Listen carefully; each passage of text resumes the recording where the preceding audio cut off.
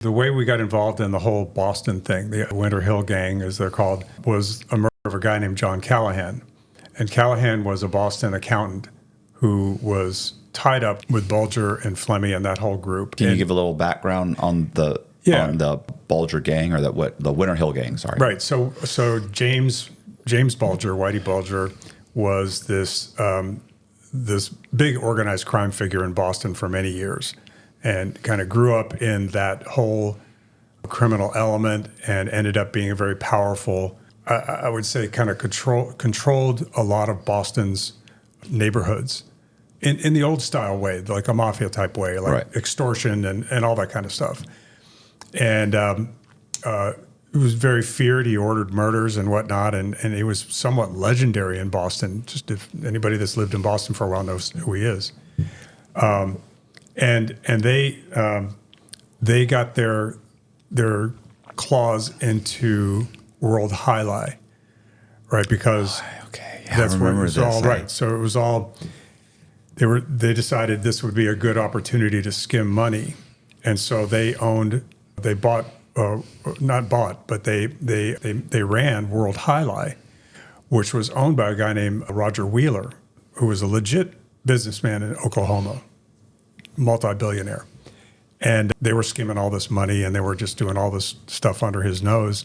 And he finally got wind of it and decided, hey, man, there's something wrong here. I'm going to start auditing this and seeing, I don't want these people involved. There's a Connecticut highlight fronton also. And the Connecticut Gaming Commission was investigating Wheeler, and he's going, I don't know who these people are. I want them out. So the pressure started coming in, and they tried to buy, we found this out many years later, they tried to buy World Highlight from Wheeler. He says, I'm not selling. This is my business. I'm not selling. And he ends up dead. He ends up being shot after he played a round of golf in Tulsa, Oklahoma. And then a couple of other... go out to his car or something? He gets shot? Went to his car, he got shot in the car. Okay. And throughout this whole time, various people are getting killed in the Boston area. So John Callahan was sent in by, this is before Wheeler's murder, Callahan was sent in by the Winter Hill group to be the vice president of Miami Highlight. And because he was a smart guy, he was a financially very smart guy. And when all this started happening after Wheeler got killed, there was another guy named Brian Halloran who was, this would take a whole week of podcasting to tell you all the intricate details of this stuff. But Halloran was apparently approached to kill Wheeler and didn't want to. So he was a marked man. So they took him out as he was walking out of a bar in Boston. And so the group felt that Callahan was the weak link and would be the next to talk to the FBI, because the FBI was really heavily into this. And so Callahan is found dead in the trunk of his car at the Miami International Airport. All right. So that's how our jurisdiction, that's how we ended up being, working on this whole thing. The only they did in Miami was Callahan's. And that was in 1982. And I came to Homicide in 85. And there was a RICO investigation on the whole group that started in the 90s. And during the preliminary hearings up in Boston, it came out, Stephen Flemmy came out and said, well, we were informants for the FBI in Boston. He's talking about him and Whitey Bulger. And when that happened, all hell broke loose, because the other defendants, and primarily John Martirano, who was their hitman, was appalled that these guys he had been working for a couple of decades were working with the FBI the whole time. Right. And he goes, I want to play ball. So that started a very long, arduous process of bringing Martirano on board.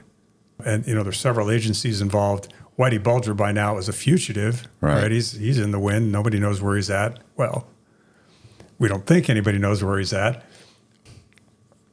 And so we start working with Martirano. It took a long time to get this plea deal done, but we took about a couple of years to get it done. But we got it done. It took 17 different jurisdictions to get on board, because there was all these murders all around these different counties in Boston, and then you had Tulsa, Oklahoma, and then you had us. And Oklahoma and Florida were the only ones who had the death penalty. So they wanted us on board in a big way because we provided a lot of leverage with the death penalty. And Martirano told the whole story. I sat with other members of the task force, and we had a great group of guys that were, headed up by, there was a DEA agent and several Massachusetts state investigators that were on the task force. And we sat with them and the federal prosecutors in the basement of the federal building in Boston, and with Martirano for a good 3.5, 4 hours as he went through every single murder in detail, including Callahan's. How many murders are there? I think he confessed to 21, and we ended up, the plea deal was for 17 of those, I believe. And something like that. I may have a couple of those numbers a little off, but without Martirano, we wouldn't have solved any of those. Right. And we probably would not have been able to charge Bulger and Flemmi. So at that point, we could get warrants for Bulger and Flemmi, and we charged them both. And again, Bulger was still on the run, nowhere to be found at that time. So that's how that whole thing played out.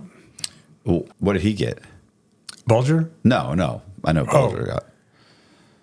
Martirano got a pretty sweet deal. I think it was something like 15 years. He ended up serving 3 or 4. He's out.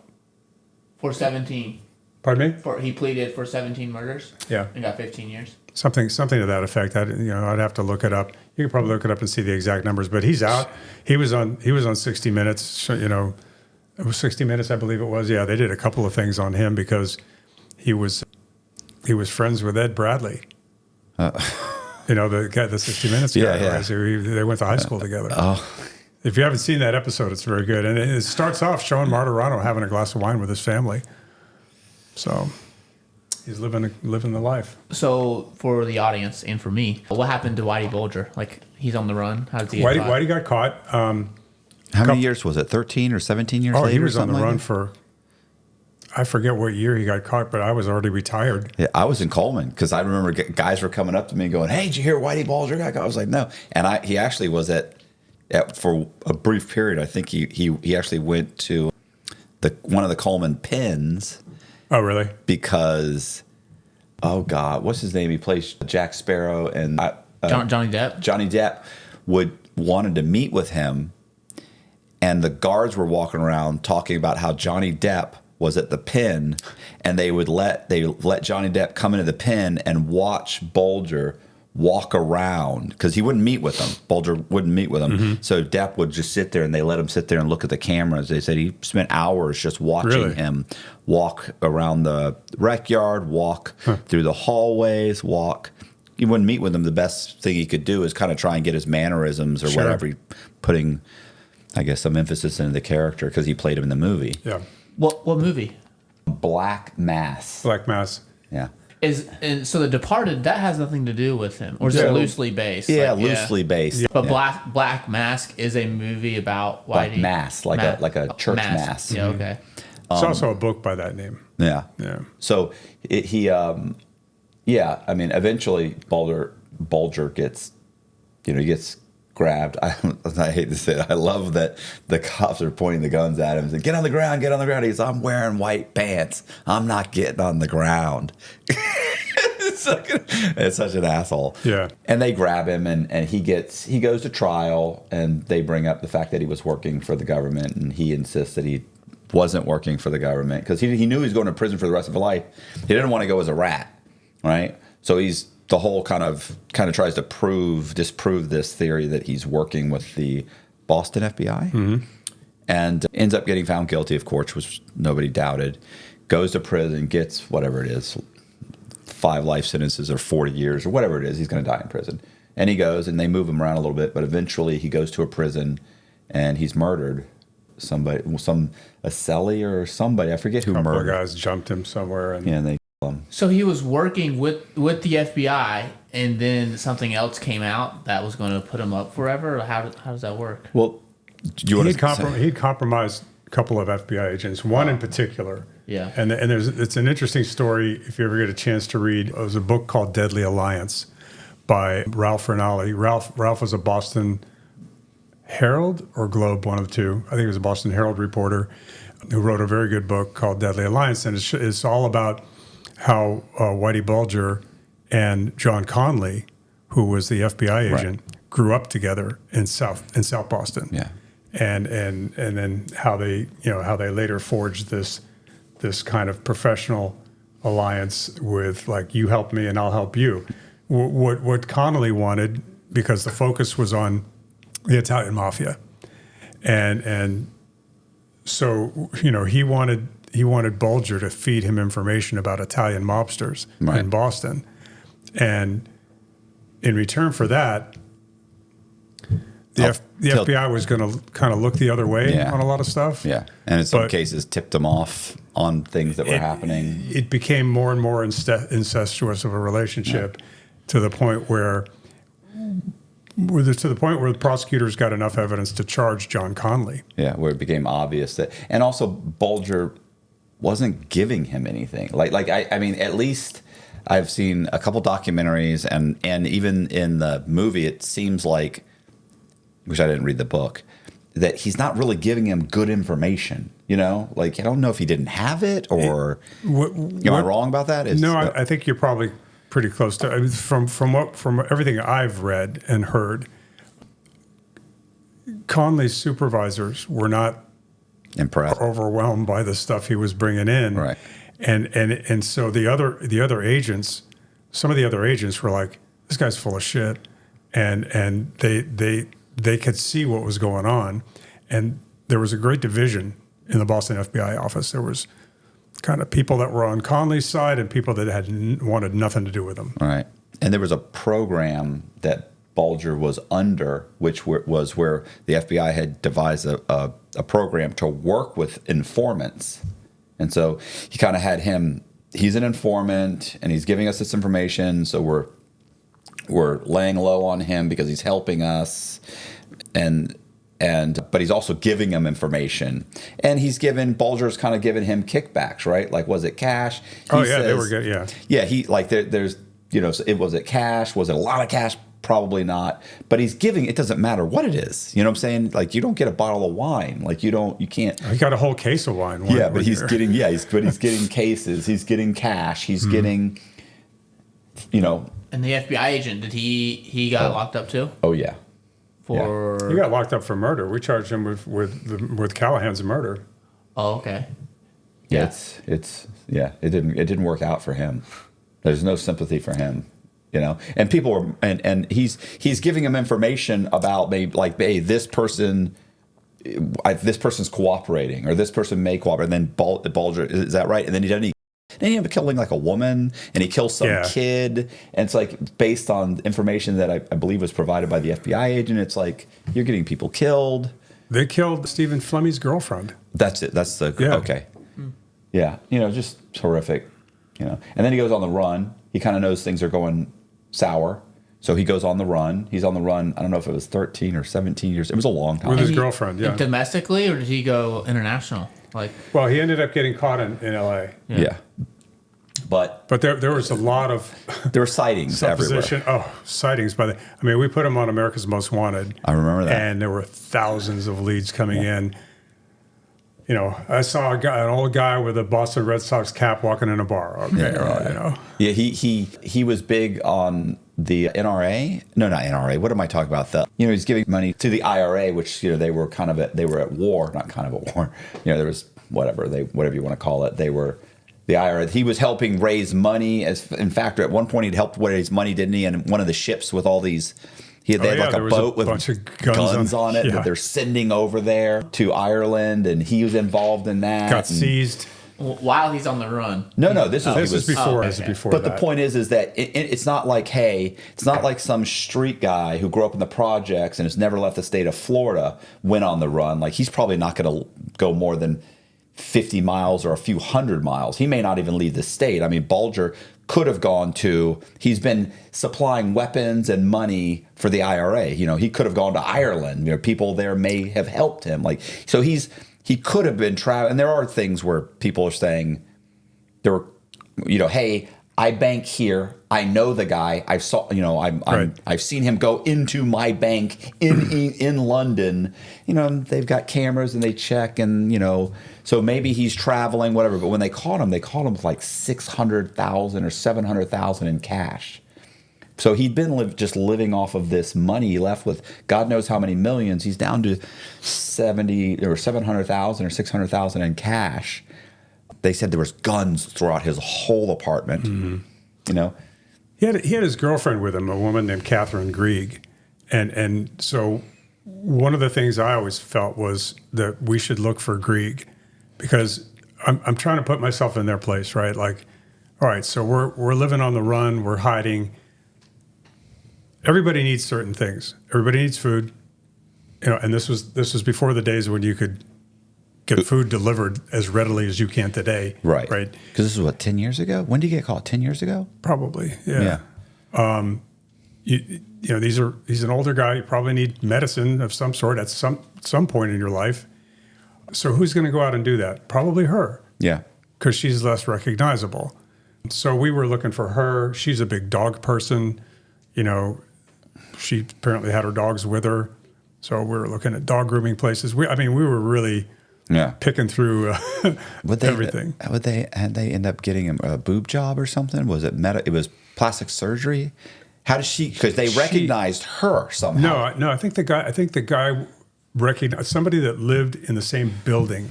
Right, it was like a high-rise condo, I think it was. Recognized him, yeah. Oh, him? Yeah. Oh, I had thought I watched something where... That's what I remember. I had thought I watched something where they were going... That they were like, somebody had given a tip or something that she'd had plastic surgery. So they were hitting all the plastic surgeries. I mean, it's possible that happened. I just don't remember But I do remember, because I remember they interviewed a woman who was in his building. She was like, like a neighbor. I do remember that. I forget how, I'll have to look into it. But I remember I just remember this is funny. When they went through his house, the FBI, when they came back and talked to him, they said, look, you know, I got a question for you. They said, you have socks on all of these. So there were socks on these bottles, right? Like a bottle of water. Mm-hmm. And there were socks that were pulled over them. I've forgotten this part. And so the detective said, you know, you've got like 24 or a dozen pair of socks that are like this. What's with that? And he said, well, I buy my socks at the dollar store and they're too tight. So I put them over the bottles of water. And he goes and stretches them out and then I wear them. And he goes, well, why wouldn't you just buy regular socks? He goes, because these are $1. And he goes, you have 700,000 in cash. And he goes, yeah, but that's got to last the rest of my life. You know what I'm saying? Yeah, and he was like, okay, I get it. You know what I'm saying? Like, I just remember walking in. It's like everything makes sense, but what's that? Right. You know, what's going on over here in the corner? And he's like, yeah, but I'm like, so obviously he had just lived off of God knows how much money he left with initially. And he was just living, and he knew him. He's in his 70s or something when they caught him. Oh, yeah. I think he was 76 or something like that. Yeah, just looking at pictures. Yeah. I didn't think he was recognizable at all, like compared to the pictures that he left. Because he had that beard, and throughout the rest of his life, you never see him with a beard. Yeah. I thought, and you know, with the passage of time, like, hey, you guys, you ever heard the term "cool like the other side of the pillow"? Listen, this pillow is great. It's called Ghost Bed. I personally have used one of their pillows because they make pillows, they make mattresses. I've actually slept on this pillow for the last few nights. It's a great pillow. Actually, I slept so good, I believe that there's a little bit of slobber right here. So I'm going to take this out. I'm I'll take this off because that's disgusting. But listen, the pillow is made of this really, really cool fabric, and the cushioning is amazing. And it's not like it's a foam pillow. Like, it's super, super cool. And it was great because typically, honestly, I'll bet you I wake up and flip the pillow probably 5 or 10 times during the night just to try and keep it cool. I never had to flip this pillow one time. Super cool. The material is cool. It's you know what it reminds me of? It's kind of like it's a heavy pillow, but it's super soft. It reminds me of the difference between buying an iPhone, which you can feel that heaviness, it feels expensive and feels solid, as opposed to an Android. Anyway, our listeners can get 50% off site-wide for a limited time. Just visit ghostbed.com/Cox and use the code Cox at checkout. Again, that's ghostbed.com/Cox with the code Cox at the checkout to save a whopping 50% off site-wide. But yeah, so where were you born in Miami? No, I was actually born in India. Okay. My mom was Indian. My dad was American. They went there, and I think their plan, I found out later, their plan was to live there. But my dad couldn't acclimate to the environment and whatever. He just kept getting sick. And so they came back here when I was 10 months, almost a year old, about 11 months old. They didn't have much money. They had to get on a freighter. During those days, you could get on a freighter for $25 or something and go across the ocean. And I arrived here on New Year's Day, 1959, in New York. Oh, okay. Did you? Well, I mean, but did settled they? in Miami because okay. my mom got a job teaching in Miami. What did your dad do? My dad was an artist and a boat builder. He did copper sculpture and he built sailboats. His love was sailing, and he worked with his hands. The guy could do anything with his hands, and so with him being an artist and my mom being a teacher, life wasn't entirely extravagant. Right. So we lived a pretty humble life in South Miami. We had a little house, and that's where I grew up. So, I mean, did you growing up, did you want to be a police officer or no? That was never in the cards for me. I didn't have any police officers in the family. My grandfather was a military man. I'm very proud of that. He was in the Swedish Royal Guard. I'm half Swedish, by the way. Well, you're all over the place. Yeah, man, I'm an endangered species for sure. But he was the only person really that had any kind of connection to law enforcement, and it really wasn't in America. So I grew up wanting to be. I was a typical American kid. I wanted to play football. I played guitar, and I had a band when I was in 15, 16 years old playing music, and I didn't get interested in law enforcement until I was about 19. How did that come about? It was really kind of a strange experience. I was a music major, and I was studying for a music theory exam with a good buddy of mine who's a bass player, very successful musician now, and we're sitting in his room studying all this stuff, and I hear some weird radio thing. I go, what is that? And he says, it's a police scanner. I listen to the police calls. So he showed it to me. He was just interested in it. He was just, he was a geek that way. Or he was interested in that kind of stuff. And so, and I said, well, do you understand what they're saying? And yeah, I kind of picked it up. I've learned by listening. And at that very moment, some red lights come flashing through his window. And we look out the window, and a Metro police car has pulled someone over across the street. And I'm watching this officer pick up the mic and talk, and we're hearing him over my buddy's scanner. Right. And I'm like, I was mesmerized. I'm going, this is cool as shit, like this is amazing. What year is this? We're talking 1977. Okay. 1976, probably 1976, 77. And so I thought, this is really interesting. And I loved the communications, and there's just the efficiency and all that kind of stuff was really cool. And so I signed up for an observer ride. Oh yeah. I went and rode with. I did actually 3 observer rides. Right. Within the space of 6 months or so, and I with each one, I got more and more interested in the whole thing. And the officers I rode with were really good, and they explained a lot of stuff. And before you know it, I changed my major to criminal justice, and I wanted to do that. I wanted to go into police work. My parents were not thrilled. No? No.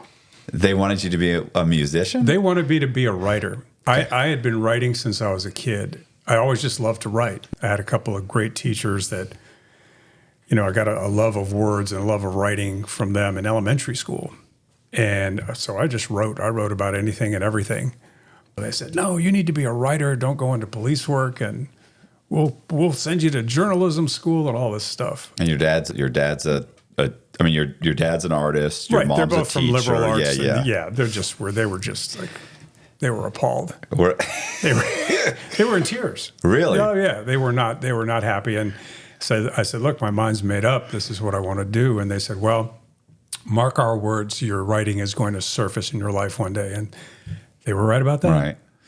I mean, did you keep writing as an officer, or I did. I mean, not as much because Yeah. you're busy, but whenever I had an interesting call, for example, in uniform, I would go home and write some notes in a notebook about it. okay? And I wrote a couple of articles. I never got them published. I would show them to friends or whatever. I wrote for my own enjoyment, and I guess it was probably, therapeutic in some way. And then when I got to Homicide, of course, the stories became much more compelling and much more complex. And I did the same thing. I wrote down, and by the time I was getting ready to retire, I'd started thinking about, I got to do something with all these notes and these stories. I think I should probably write a book. Right. But it took years before I finally sat down and started, and a good 8 years before I finished. Wow. I mean, it was an That's- off and on. yeah, It was just- off, right? So I would put it down for months and then pick it back up. And then when I thought it was ready, it wasn't. And so there's rewriting. Anybody that's written anything, like you got to rewrite, revise, edit. Oh yeah. And that happened a number of times. Yeah, I rewrote my book probably 3 times. Right. And it took over a year. But then again, I had a lot more time on my hands than you did. I was working full time. Yeah. I was teaching and all this stuff. So, yeah.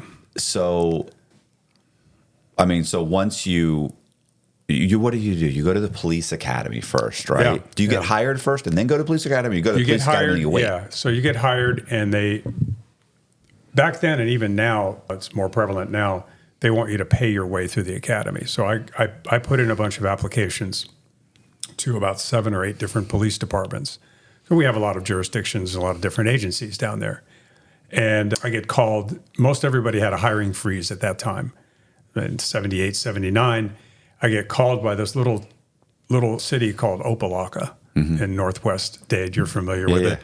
And they said, listen, we want to interview you and so on. So I went through the process, and they said, all right, look, we want to hire you. Are you willing to pay your way through the academy? I said, I really don't have that much money. And they said, all right, we'll pay. The negotiations was fierce. So, yeah, right. So that was a pretty quick process. And then I started the academy in July of 1979, graduated 5.5 months later in December, and hit the ground running, because by that time, Miami was changing a lot. And a lot of stuff was happening. It was no longer this sleepy little town, Right. So, I mean, what do? You start in the jail, or no? No, this is a small city agency, municipal agency. So I okay. started in uniform patrol. Okay, so yeah, that would be like the sheriffs. They typically start the deputies, don't Right, they? but even Miami Dade was different that way. They were the only department that didn't do that. So Miami Dade has its own corrections agency that handles the jail. Okay. All the other sheriff's departments around Florida, they do that. So what are you first? You're like a traffic? No, or just regular patrol. You're handling calls and going to, getting dispatched to calls and going out on patrol. How long is it until you start with like homicide, or did you go through different phases, or were you aiming for homicide? Once you entered, did you want to go to homicide, or how would that work? That took a little while. So when I first started in uniform, I'm running from call to call. I'm enjoying work in uniform, and it's busy and it's exciting. When you're 21 years old, that shit's exciting. Yeah. And so It wasn't until I spent a year in Opelika. And then Opelika had some corruption problems, and they changed their police chief. We had a great police chief. The guy that hired me was terrific. His name was Reuben Greenberg. He became legendary in law enforcement. He went to Charleston, South Carolina, and pretty much turned their city around. And when Greenberg left, the department started going downhill. And I got out, and about 1/3 of the department left. I went to greener pastures. It was just because of the corruption. They didn't want anything to do with it. It was the city hall was corrupt, Right. And it trickled down into the police department. I wouldn't say that the people I worked with were corrupt, but they hired a yes man. They didn't like Greenberg because Greenberg was a very independent thinking guy, Right. And they hired a yes man who did whatever the city hall wanted. And they started promoting people just out of the blue without tests, without announcements, nothing. We showed up one day, people were wearing corporal stripes. Like, when did we get a corporal's rank? Well, yesterday I decided to make these people corporals. And so it just was an environment I didn't want to be in anymore. So I left and went to another department, North Miami Police Department, which was right next door. Right. And quite a different neighborhood, Right. a little quieter. Most of the city was a little quieter. The west part of North Miami was a little rough, but the rest of the department was, citizens waving to you and not throwing bottles and rocks at you. Right. So it was different. Opelika was a rough town. So I spent 2 years there, but before I left North Miami, one night I'm on a homicide scene. I get dispatched to a shooting at a Publix, right? Publix grocery. And this man been walking out with his groceries, gets robbed in the parking lot. They shoot and kill him. And he didn't even put up a fight from what the witnesses said. He had $80 in his pocket. And I'm watching the detectives work, right? The homicide detectives come and they're talking to me and they're talking to the witnesses. And I started thinking, man, what a challenge that is, right? There probably isn't a bigger challenge in police work than trying to solve the death of another human being. Mm-hmm. And I decided that's what I want to do. Now, North Miami didn't have an opportunity to work homicide. Their detectives handled pretty much mainstream stuff, burglaries and thefts and things like that. So I thought that the best place I could go would be the county, Dade County. It was a much, much bigger department. We're talking well over 3,000 sworn at that time. And There's a lot going on, too. There's a lot going on. You had a lot of different districts you could work, lots of different specialized investigative units you could work. And so I went to the county, 1982. I still had to kind of prove myself or at least do my time in uniform. And I did a couple of years, actually 3 years in uniform there. I was a field training officer for a while, training other officers or coming out of the academy. And interviewed with Homicide, waited till they had an opening, and in 1985, they called me up and said, come on over. So that's when I went to Homicide. And what do? You work under somebody for a while? They kind of show you the... Yeah, you're working on a squad. So it was a squad concept, right? So we had like 4 detectives and a supervisor with each squad. And we had, 8, 9 squads in the unit, more than that. But yeah, they give you a senior detective that's pretty much kind of mentoring you and watching how you're working and progressing and kind of reporting back to the sergeant as to when he's ready to handle his own homicides and that sort of thing. And when you're new, you're getting all the decomposed bodies and you're getting all the nasty stuff that, because that's just the rite of passage there. Okay. They want to make sure you can handle that and deal with it and do the job well and make sure you can write a good report and you've got the stamina, right, to work. And it's that physical stamina and emotional stamina to work there. So what was like one of the first ones or first cases you went on? And it doesn't have to be the exact first, but the first kind of one that stands out, I guess.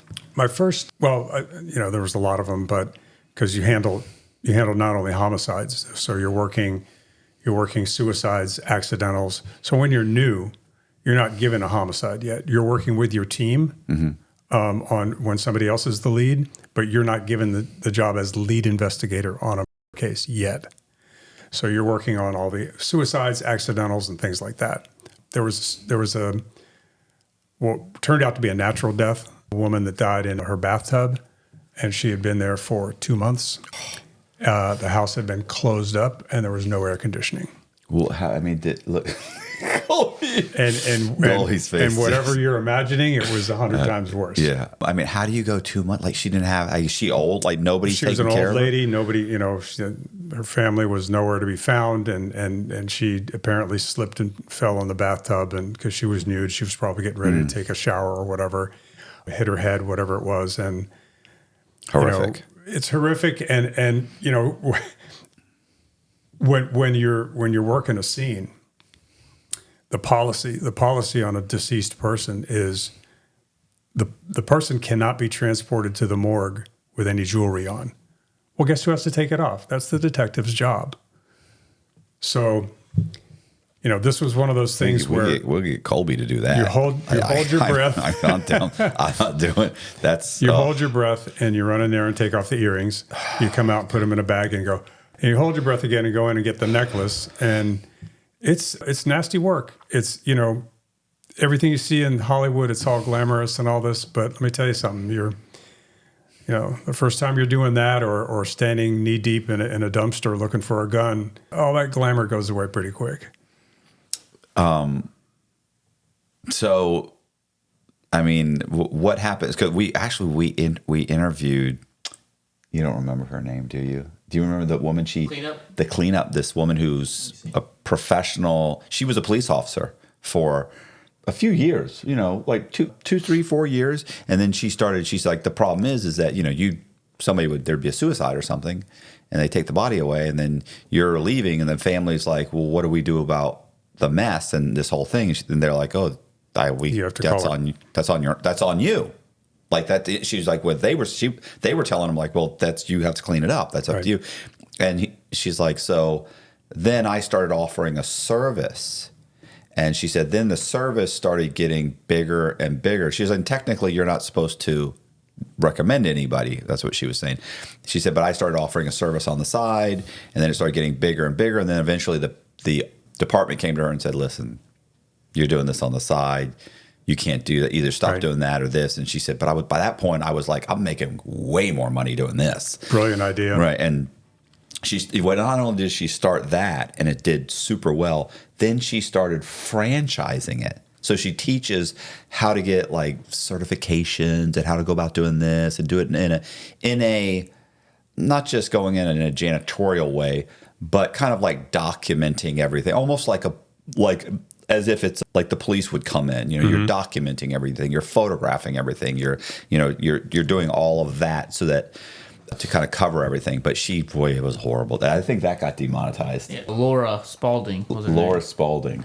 Laura. Super interesting. And which you absolutely, no doubt you'd have to have this, a great sense of humor.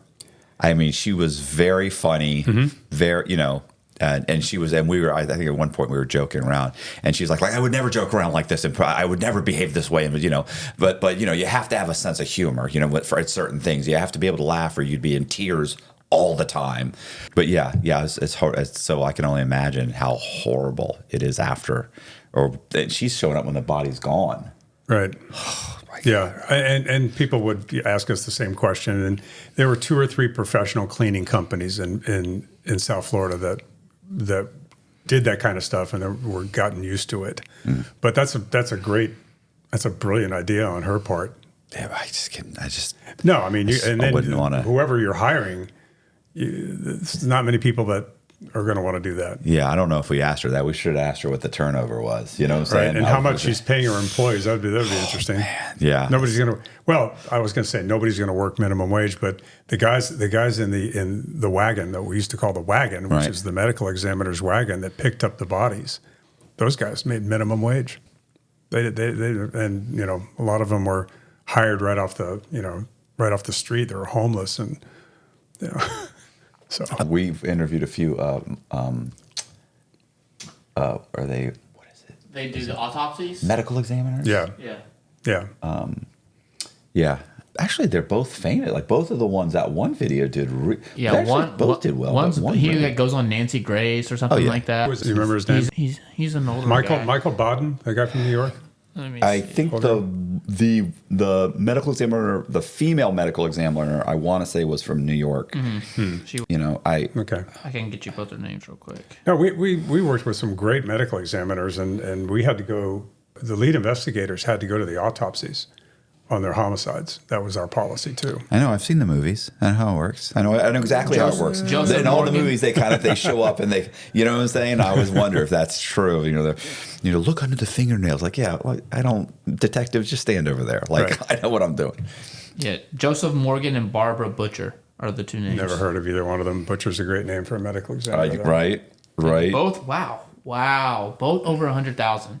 And yeah, those are two videos that when they were posted, you Didn't do. Yeah, weren't super, but boy, they were both interesting. She was great, by the way. She was great.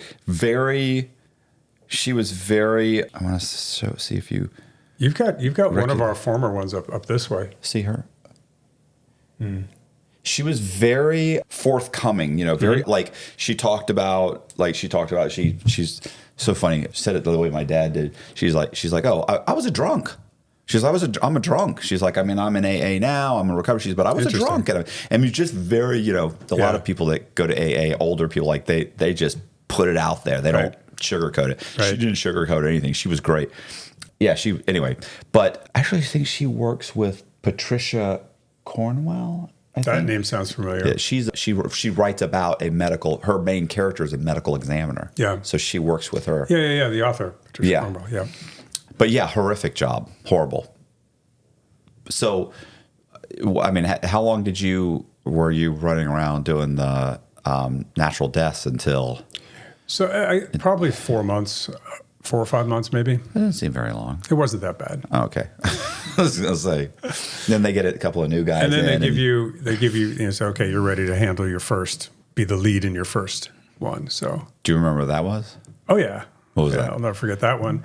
It was a domestic guy suspected his wife of cheating. He's drinking, getting pissed off, and waiting for her to come home. And when she comes home, they start fighting. And eventually, he grabbed a .25 auto from the closet and shot her. And first shot missed her and hit the waterbed.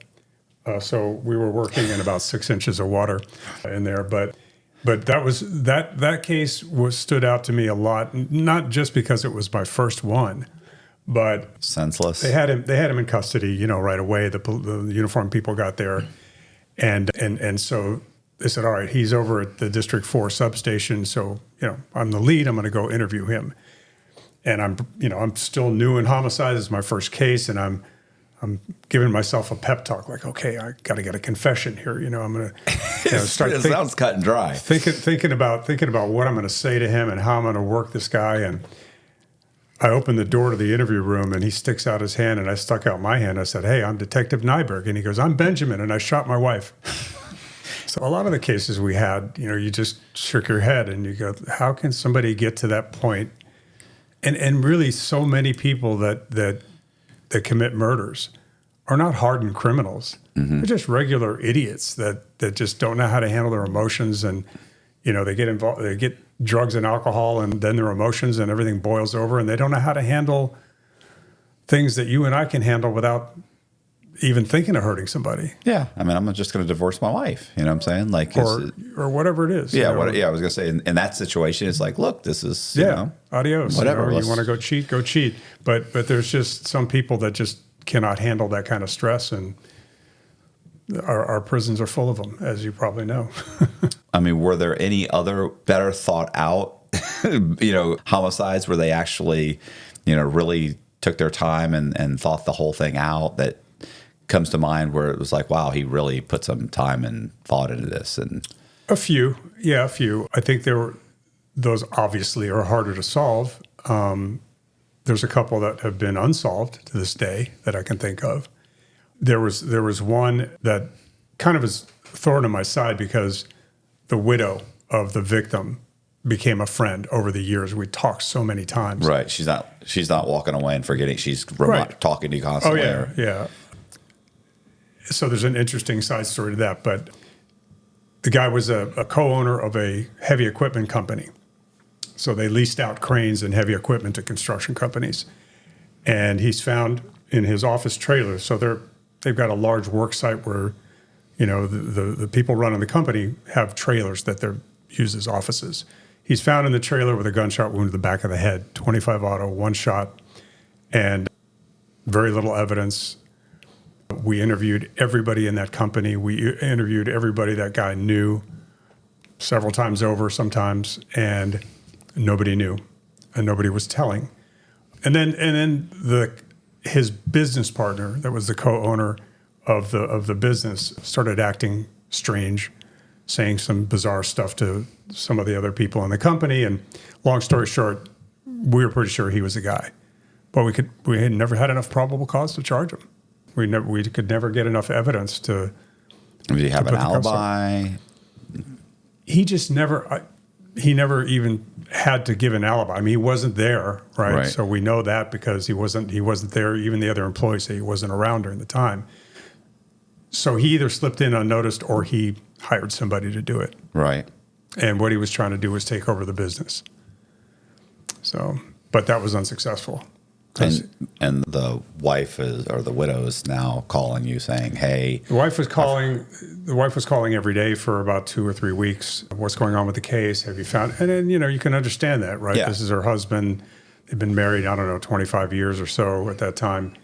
And then the calls would taper off. She'd call maybe once every couple of weeks, and then once a month. The happened on May 1st, 1986. I got a call from her every May 1st for 32 years. Jesus. But it was a pleasant call. It wasn't something that, I dreaded. We talked. She wasn't abusive. No, not even. We talked. It got to the point where we didn't even talk about the murder. By that time, she knew about my kids. I knew about her kids. We sent each other Christmas cards. I mean, she was a very, very nice old lady. And she passed away about a year and a half ago. On May, I didn't get the call on May 1st. And you knew something was wrong. I contacted her daughter on Facebook, and she goes, "Yeah, Mom passed away."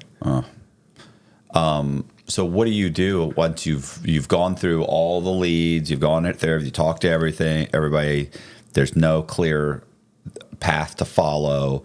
What do? You just hope that at some point the shooter gets caught, or somebody that knows more gets to a point where they will reach out, and that's pretty much it. Like, it's cold case, and then you just keep tabs on it and hope. That you do exactly that. And at that time in homicide, you're getting other cases too. Right. So you're not just, nobody waits for you to finish one and pick up another. They're coming in fast and furious. Right. So our unit was handling 30 to 32 homicides a month. That's pretty much one a day.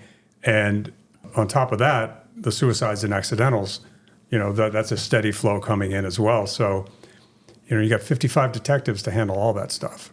And so we were working a lot of hours. Right. Yeah. Yeah, I was going to say it takes a lot to go, especially if there's nobody immediately that you can say this is definitely the person, and he was there, or he was caught, or we pretty much know this. Then you have to start knocking on doors and calling relatives and checking cell phones and doing all that. So that takes a lot of manpower.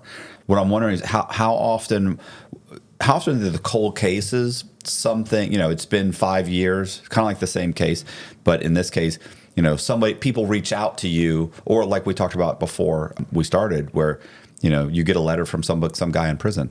Mm-hmm. How often does that happen, where it's like, it's cold case, we've done everything, then 5 years later you get a letter, come see me at Coleman. My cellie just told me this, he killed the guy, or something like that. Yeah, it does happen. So with cold cases, we had a lot of cold cases in our files. So, and towards the end of my career, I worked on our cold case squad. So I know exactly how we used to do things. We didn't have to go picking and choosing cases. There was usually a lead coming in, or we might have sometimes even a retired detective call up and say, this case always bothered me. See what you can do with it. See if anybody knows anything. And the passage of time can sometimes help. All right. Usually in the first, the classic thing of the first 48 hours, if you don't solve it, you're never going to solve it. Not necessarily true. It's ideal, right, that you try and get the case solved that early, but it's not always like that. And later on, what happens is relationships change. People get divorced, businesses fall apart. People that weren't willing to talk 10 years ago might suddenly be willing to talk. Right. And so you capitalize on that. Can you think of anywhere was there a time you went, you got up something from like a prison or something like we were talking about that led to an arrest, or what are the? Sure. Yeah, we had one. This was a very high profile case, and anybody that was in Miami back in the 70s and 80s will remember a guy named Anthony Abraham. He was a big car dealer, very wealthy businessman. Had Anthony Abraham Chevrolet. Everybody knew where that was. The advertisements were all over the place. And his wife, Genevieve Abraham, is found shot to death in an apartment with two of their close friends. Mr. Abraham wasn't around, but they're all three, and they're elderly people. They were all, in their 70s, and they're all found shot to death. And nobody knows what's going on. This case went cold. It was worked very, very hard because obviously it was a super high-profile case, right? Everybody was shocked at this thing happening, and there were all kinds of theories being thrown around about Abraham being involved in some Lebanese organized crime or something like that. He was a Lebanese family. 9 years goes by, and I'm on the cold case squad. It's 1993, and we get a call from this guy who says, "I can help you close the Abraham case." And we're a little skeptical, and, well, how do you know? And he starts just explaining things and talking about people. And he goes, "I don't want to talk too much on the phone. Let's meet in person, and don't come looking like a detective." So we dressed down. We met him at a Denny's. And he starts talking about things that only somebody that would be on the scene would know, right? Because there are certain things you don't want to just reveal to the public for that very reason. What they call them, holdbacks or something like that. Right. So he says he was all told this by his cousin or whatever. So he was kind of distantly related to the murderers. There was two guys, and it was a robbery. And anyway, very long story short, he led us to some people that had moved up to Orlando. One of the shooters lived in Orlando, and we worked the case very hard. We ended up going up to Orlando, talking to this guy, and he confessed and gave up the other guy. And so we ended up arresting both of them for first-degree murder and getting convictions. So the guy that called us, his name was Ralph, we asked him, we said, "You've been sitting on this information for a long time. Like, what changed and made you suddenly want to call us?" And he goes, "Well, I've been holding this in for a long time." He says, "I got into a very bad car accident, and I was in a coma for 11 days. When I came out of the coma, I realized that God let me live so I could tell this story." Oh, wow. It's something you see in the movies. Yeah. And it was true. I mean, the whole thing about the car accident and everything was true. Yeah. And sure enough, that was the deal. And that closed one of the biggest cases we ever had. I was just with a phone call. Just decided one day, right, that little bit of information. And the guy who did the murders, like, he just confessed right away. How that conversation go? The first guy did. We knocked on his door. He lived outside of Orlando, had a wife and a little daughter, and he came to the door, and we identified ourselves. We said, "Hey, we're from Miami Dade Police Homicide. We would like to talk to you." And he looked down at the floor for a couple seconds, and he looked back at us, and he said, "I knew this day would come." Oh, jeez. And we knew that we were close to the end zone there. I mean, was he the main shooter? No, the other guy was the main shooter. This guy was kind of the tag along. Right. The other guy was the kind of the big brother, you're going to do what I say type thing, and orchestrated this robbery. And the couple that were friends with the Abrahams, the husband was the landlord of the building. And he was an old school guy, would walk around and collect rent in cash and walk around with rolls of cash. And the shooter, the main guy, lived in the building and saw him and decided, "I'm going to rip him off." That's what happened. You're going to come with me? And they just executed these 3 people. So it was a horrible case. Yeah, I was going to say, like, you would think that someone who's a cold-blooded killer wouldn't have, 9 years later wouldn't be riddled with guilt. But it sounds like the guy that you knocked on the first door. Yeah. Why'd you go to him first?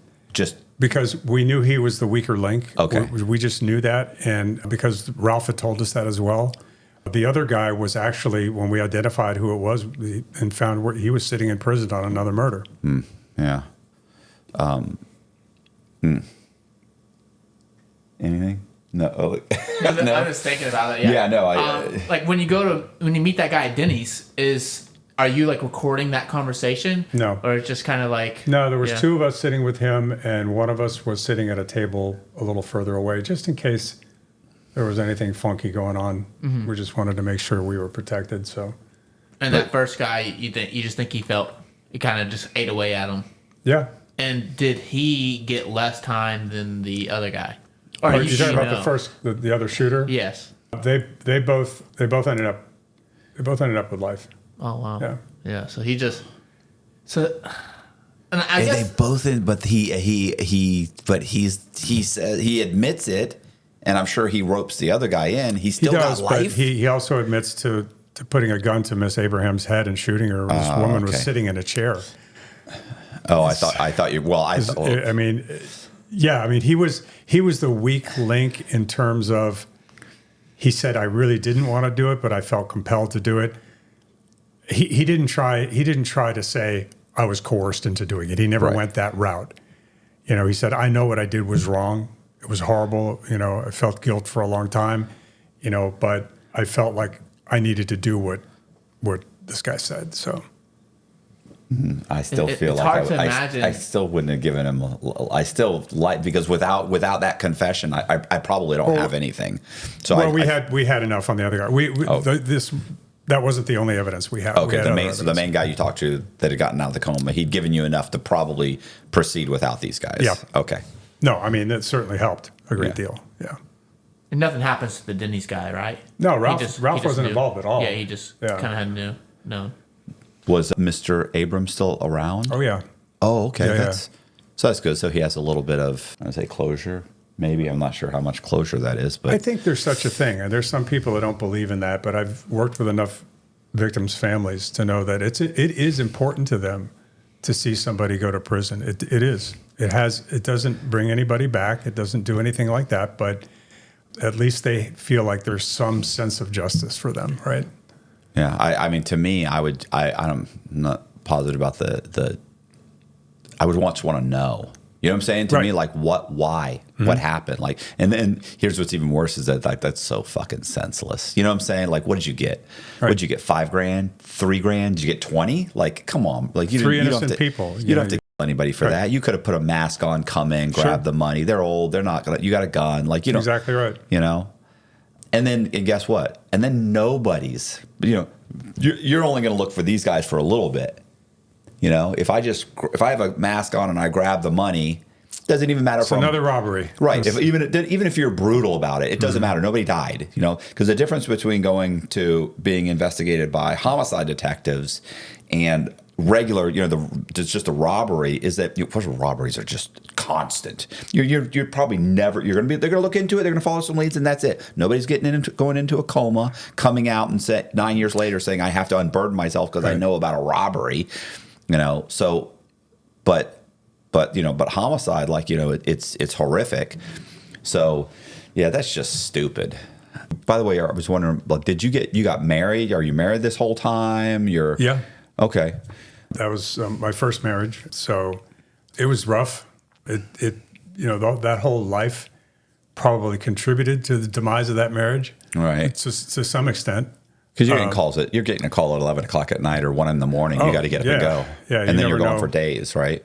Sometimes you're working for the hours are ungodly. Right. And you're working maybe till 3 or 4 o'clock. Let's say if you're on the day shift and you catch a call, you catch a at 9:30 in the morning, and it starts picking up steam. Things are happening. You're getting witnesses, whatever. You're working till 3 in the morning.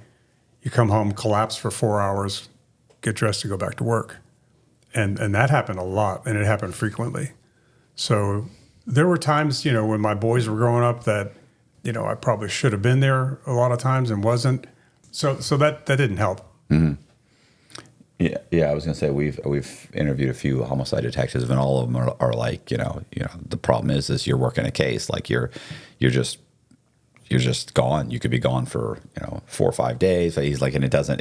He's like, your wife doesn't want to put up with that. He's like, it's okay for. Well, the wife was for a okay few with months. it. I mean, my first wife was a lunatic, but that's another story.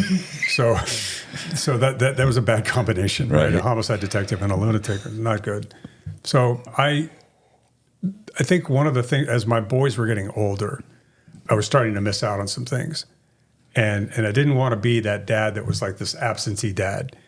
And so I ended up, there was an opportunity to go to cold case. Cold case was, you're still in homicide, but you're working 7 to 3. You got weekends off. Okay. And very rarely will you get called out. We got called out when it was something big and they needed extra manpower when we get called out. But for the most part, we never got called out. Yeah. And working overtime was not necessarily a necessity. So my overtime was cut back. But my kids were they were going to Boy Scouts. They were playing Little League football and stuff. I was able to get involved in that stuff and be part of that. So that was worth it. That was important to me. I didn't want to sacrifice that. How long did you work cold cases? I worked cold case from 92 to the end of my career, 14 years. So I did 22 years in homicide altogether. Well, I mean, are there any specific cases that stand out? Well, that one I was telling you about, Anthony Abraham's wife, right? That triple murder, that was one that we did. I was working on Whitey Bulger during that, during cold case. Okay, there was a little girl that disappeared, a little 6-year-old girl that disappeared in Miami, and that was handled by the regular squad. But it became so massive a case that they ended up giving it to cold case. And we worked that exclusively for 2 or 3 years. How did that work out? Well, it worked out. I mean, we ended up charging her right before I retired, and then I went back after retirement and testified in the trial. So who'd you charge? We charged the caretaker. It was a crazy story, a very complicated story. But this little girl was in foster care for 2 women. And what the state of Florida didn't know at the time was that this woman, the main person in this thing, her name was Geraldine Graham. She was a fraud artist, and she had been defrauding people her whole life. And she used her position as a foster parent to defraud people as well. And the kid disappears at one point. And to make matters worse, as we started to investigate the disappearance, we find out that DCF, which is Division of Children and Families, they're assigned to every foster case. They have an investigator assigned to every foster case. And those investigators have to go once a month to each house and do a monthly, is everything okay type of thing. And it just so happened that the woman assigned to this case was also a fraudster. Just so happened, right? She was fudging all her reports. She wasn't showing up, and she was saying she was working 2 jobs. She was a substitute teacher. Nobody knew. The state of Florida didn't know, and she was basically double dipping and just completely shirking her duties as a DCF investigator. So our first step was, let's talk to the DCF investigator, and that's when we found all this out. So that made matters worse. How do you find that out? How did that? Talking to her supervisors and everything, and saying, let's see her monthly thing, right? And you look at them. She ended up confessing to that. But if she's fudging them, how do you know that you go and check 1 or 2 of them out or something, and then suddenly the whole thing unravels? You make 2 phone calls, and this woman, I haven't seen this woman in 6 months. Exactly. Really? Because I got 6 reports that say something's wrong. So that made it tougher, right? Because what Geraldine Graham said was, "Oh, DCF came and took the child." They took her. They said they needed to do some tests and things like that, and they took her. DCF doesn't do that. Right. All right. The only time DCF will take a child is if there's an obvious danger to the child, living in some sort of hazardous condition. People are laying around with needles in their arms. Then they'll take the kid. But so we knew that was BS. And then this woman was telling all kinds of people different stories. Her story kept changing. So it was a very lengthy investigation, and we ended up being able to charge her with aggravated child abuse. But we never found her body. We never found her body. You never found her body, so you couldn't charge her with the murder? Well, we could have. They just chose not to. But we just didn't have quite enough for the murder. I think they did upgrade it to murder at some point. I'm trying to remember. But anyway, the jury convicted her of aggravated child abuse. And she died in prison. I was going to say, did you ever, it's just reminding me of this. And I probably shouldn't laugh at things like this, but you said fraudster. There was a woman, I don't even know where this was. God, I hate telling stories. I don't know anything. I can't remember the details, but I do remember this because I've seen 2 documentaries on it. And one was like a 15-minute part of the documentary, and one was like a whole hour on this woman. One was a fraudster. She kept like, she would meet a man, and then she would go to they get drunk at the bar, they go back to his place, and then she'd like steal his checkbook or something, or she'd get him so drunk, she'd dope him up and get him to where he passes out, and then she'd go through and look through his stuff and steal a bunch of stuff. And eventually she gets caught for this once, goes to gets in trouble, goes to jail, gets out, does it again. Like this is her MO, but she's getting older. It's harder and harder to get a guy drunk and bring him home and steal his stuff and go use his credit cards while he's passed out or whatever she's doing. Eventually she ended up managing to get into a really large house with tons of rooms. I don't know that she owned the house. She may have. But somehow or another, she cons her way into getting this house, and she starts running a rooming house. So she specialized in kind of taking care of old people or people that had mental problems, really people that got Social Security. And then, so you put your mom with her to live in the room, and I'm going to take care of her. And the funny thing was, too, she was probably I think she was in her late 40s or early 50s, but she would tell people she was in her 60s. Like she'd literally tell them she's 20 years older than she was, which was weird.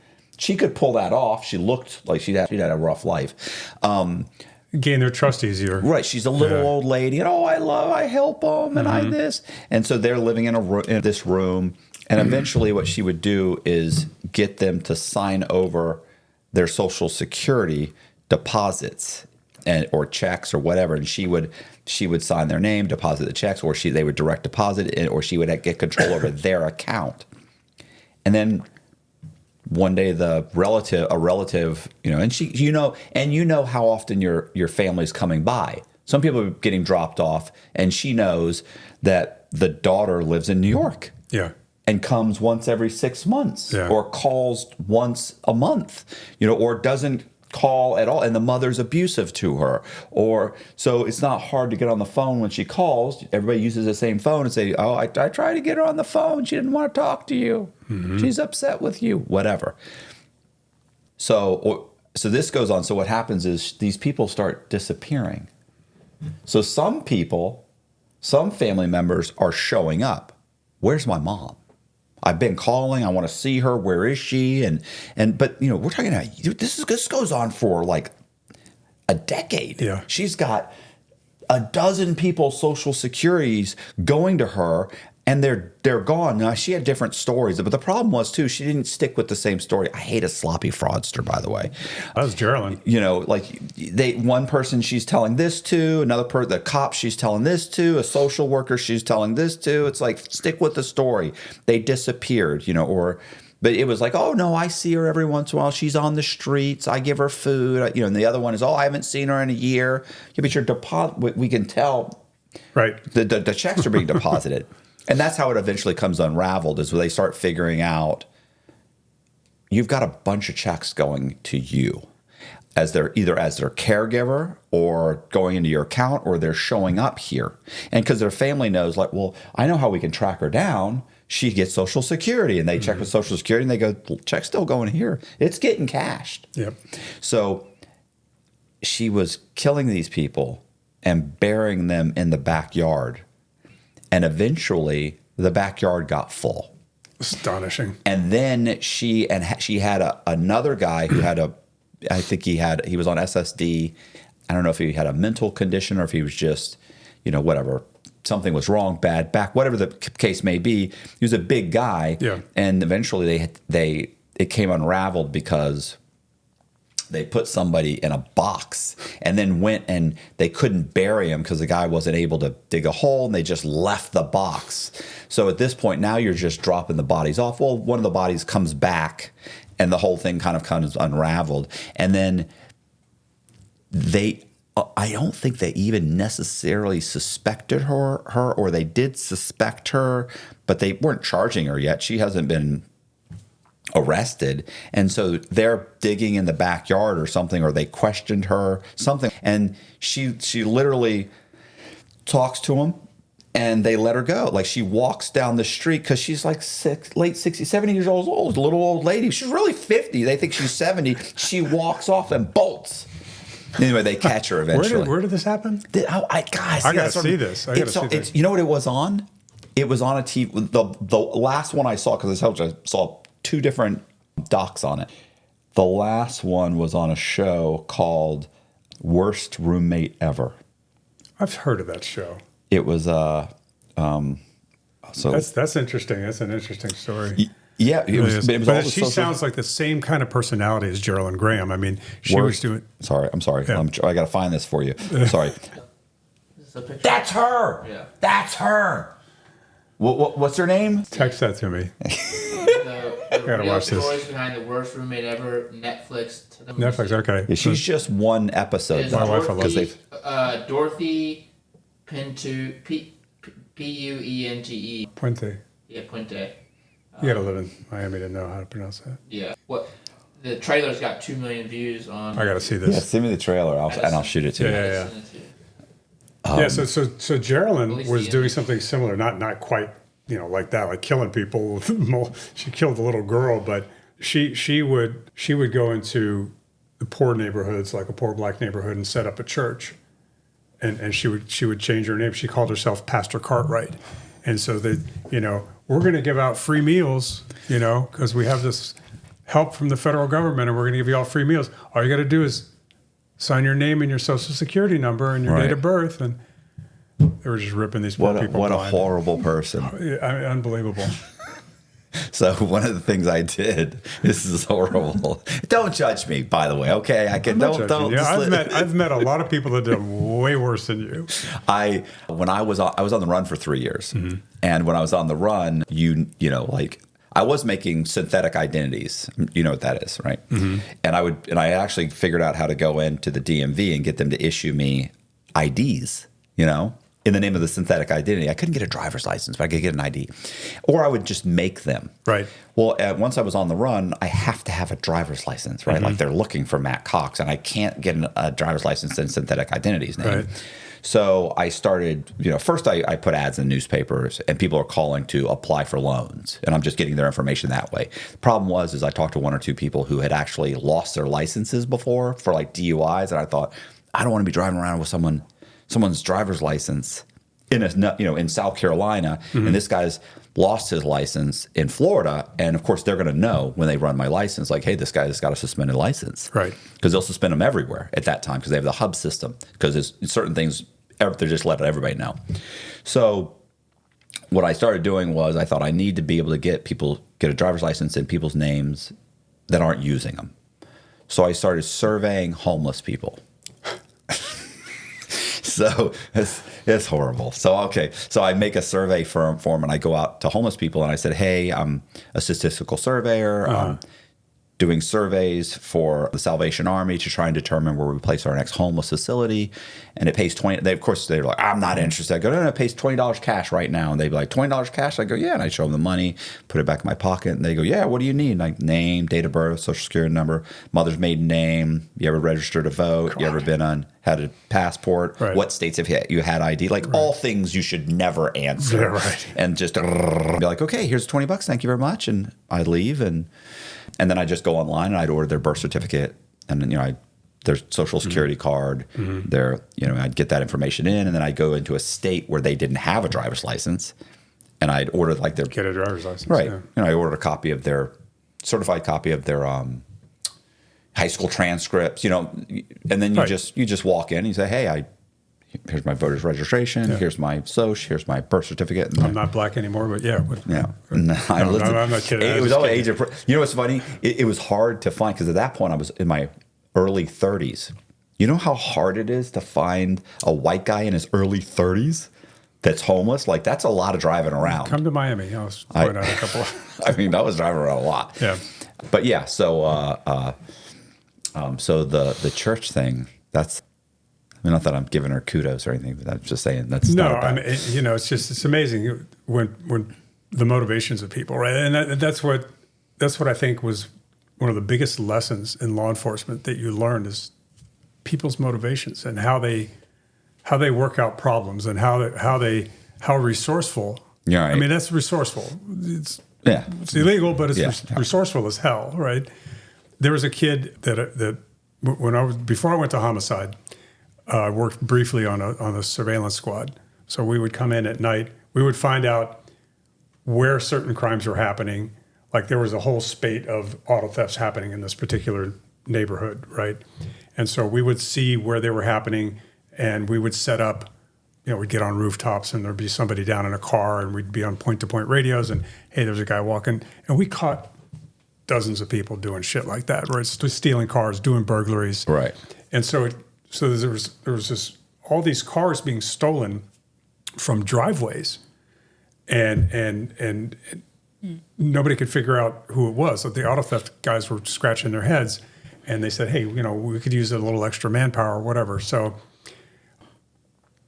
we're doing a surveillance out there where most of these thefts are happening. We figured whoever's doing this lives nearby, and we see this kid, like a 13, 14-year-old kid, crawling underneath a fence and hopping on a bike. And we stopped him. It's like 2 a.m.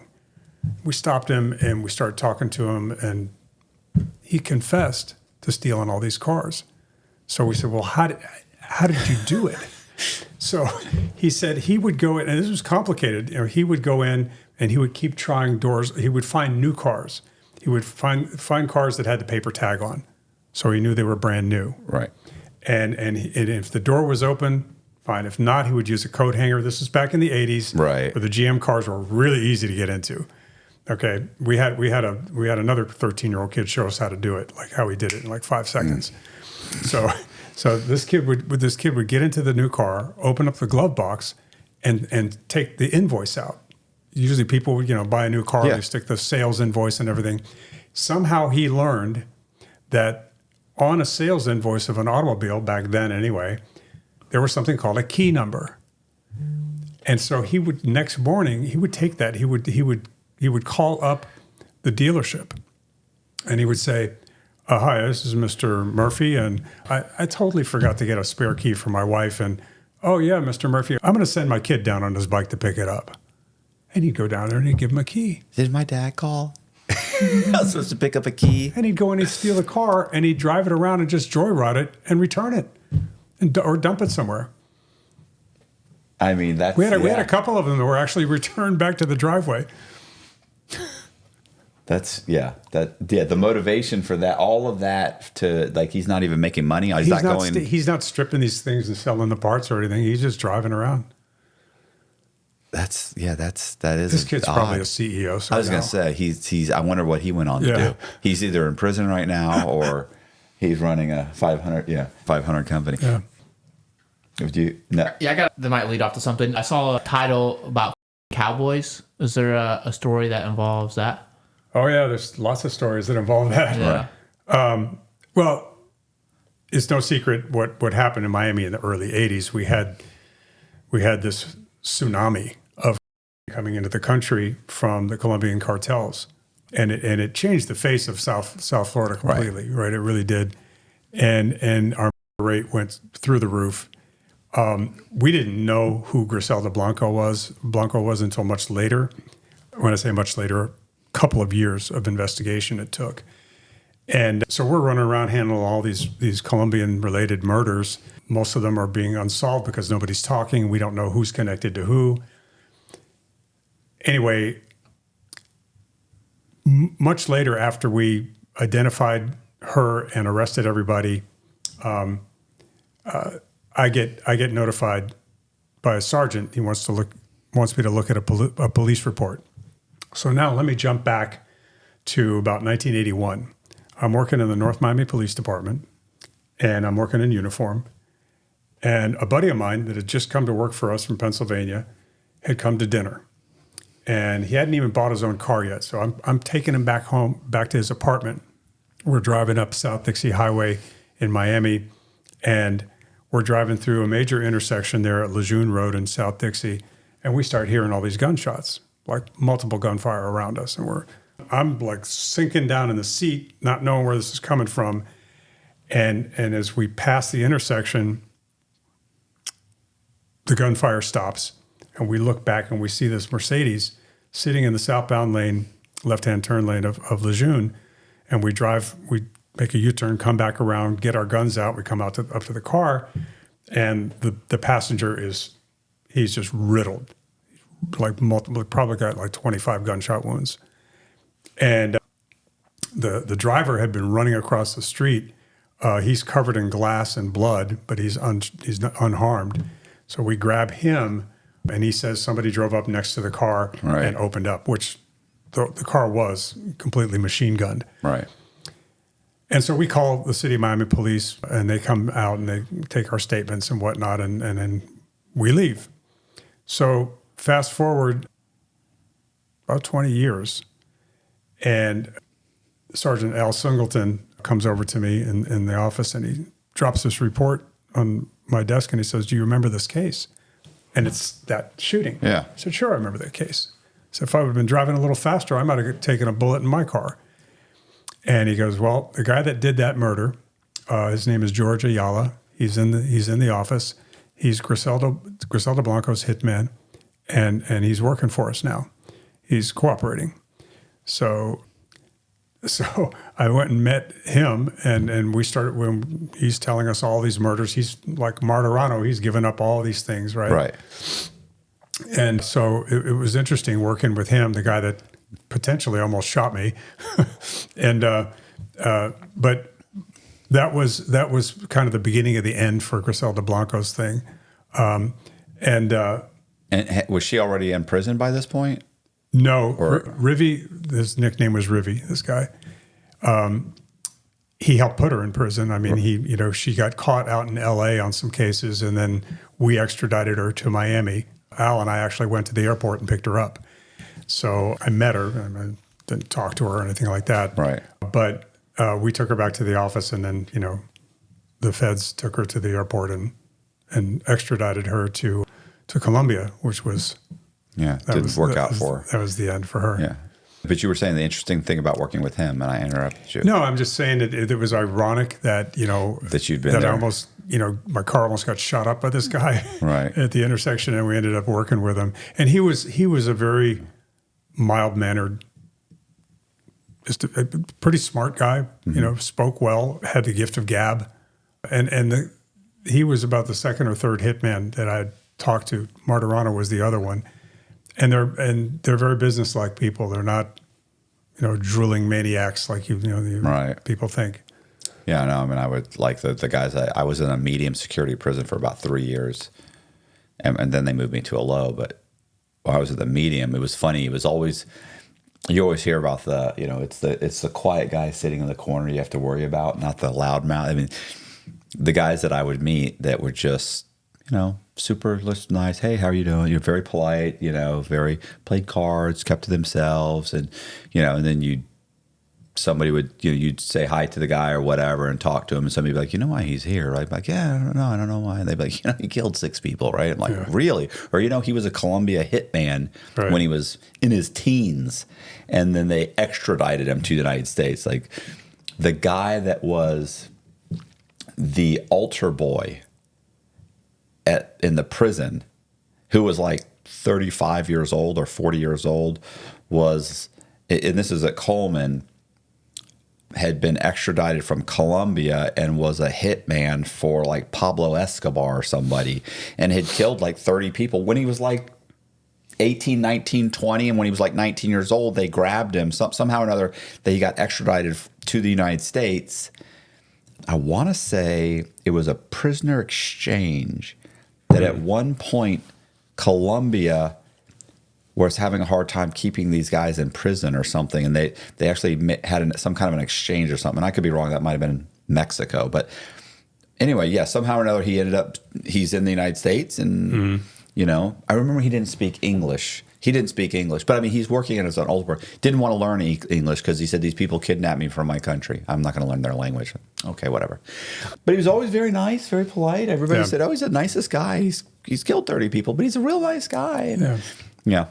So I get it. I told you about the one guy. They called him Old Man Jim. Yeah, he was painted all the time, super quiet, very nice. He had been. The story with this guy was, because I used to see him all the time. I'd help him with his paintings and his stuff. Hey, let me carry that, Jim. And he was like some odd years old. I remember a buddy of mine came up to me and he said, "You like Jim?"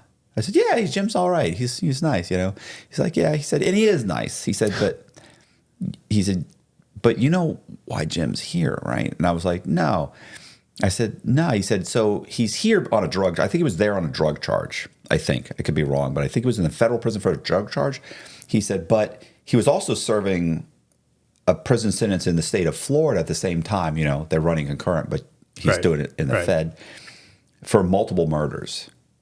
And he's like, he was tried multiple times. Arrested, tried, and they just couldn't seem to get him. Eventually, they do, but. And one of the big cases was back like in, I want to say in the 70s. He had been arrested and he was held in a little county jail. And back then, they weren't as secure as they are now, right? So Ted Bundy escaped from 2 of them. Oh, God, ridiculous. So this guy, old man Jim, who's not an old man at the time, he waits until he gets his witness list and he escapes. And about a year later, he comes back to the to the jail and says, "Hey, I think you guys are looking for me." And they go, "Oh, yeah." And they grab him. And he was only like a month or so away from the first time from going to trial. Right. So they grab him and they go, "Oh, okay." So now they have to scramble to kind of put it back together like, "Hey, let's go ahead and we're going to take this guy to trial." They start looking for the witnesses. These 2 witnesses were found dead. These 2 witnesses, we don't know where they are. This witness looks like that she may have committed suicide. This witness, like it's like there's like, and I forget it whether it was 4 or 6, whatever, but everybody's deceased. And they waited. It was like 3 to 6 more months because they kept asking for a continuance, and finally they said, "We got to drop the charges." And he walks out. He eventually does get picked up on other murders and other things. Yeah, but nicest guy. Well, Martirano, we had pleasant talks. I mean, he was the kind of guy that, you could sit and have a beer with and watch a game. He wasn't really any threat to you unless, you'd done something that would endanger the Winter Hill gang. Then he's a threat. Yeah. Yeah, it was the same thing I would say about like the like this guy, we called him Red Bull.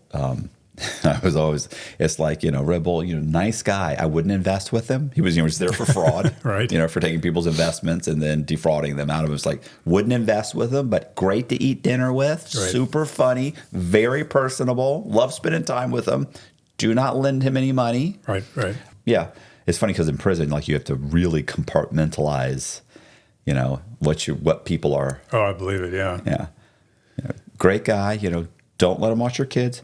Very funny. He's always very personable, always willing to give you some coffee, but, Right. not exactly the guy you want to hang out with too much. But yeah, there's all kinds of different, this guy, don't let him invest your money. This guy, don't let him babysit your kids. This guy, don't give him the key to your house or let him know where you live. Yeah. You were talking about frauds. It reminded me of a case we had. It was an unusual case where this British businessman was murdered. And it actually started off as a missing persons case. In Miami? Yeah. Okay. So the wife calls from England and says, my husband went down there to look into a business that he's invested in. This guy was a big investor. We're talking about investments. And he hasn't called, and he usually calls us every day. And, the missing persons people were saying, hey, it's Miami. Maybe he met somebody and, not trying to, whatever it was, right? So without disrespecting her, they're trying to tell her, relax. But after a while, it looked like, it's about a month. So we're looking into this. Missing persons comes to us. And so it turns out that this guy was investing in a business called Bolden Products. So we start looking into that.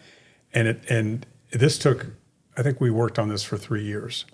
What's Bolden Products? Right. So Bolden Products was two people. It was a guy named Alex Lucio and a woman named Maggie Carr. And there's a documentary about this case too. I forget the name of it. And this was right before Operation Desert Storm. So it was during Operation Desert Shield. And this guy had the idea that we're going to manufacture surgical equipment, surgical gowns, hospital, stuff that medical people will need in the field in the Middle East. And this guy had a natural gift of gab and was able to get a lot of investors excited about this idea. This is a very viable thing, right? So people are plunking down 50,000 here, 200,000 here. Bates, I think, was in this British man, his name Howard Bates. I think he was into them for almost $500,000. But what was happening, and it took a while to figure this out, is this was turned out to be a massive fraud. And there's no gowns, there's no medical equipment. But he was showing people, they rented a warehouse and they had it full of boxes. They were all empty. And so they were bringing these people in, look, we're shipping this stuff to Iraq and Saudi Arabia and this and that. So we start looking into these folks.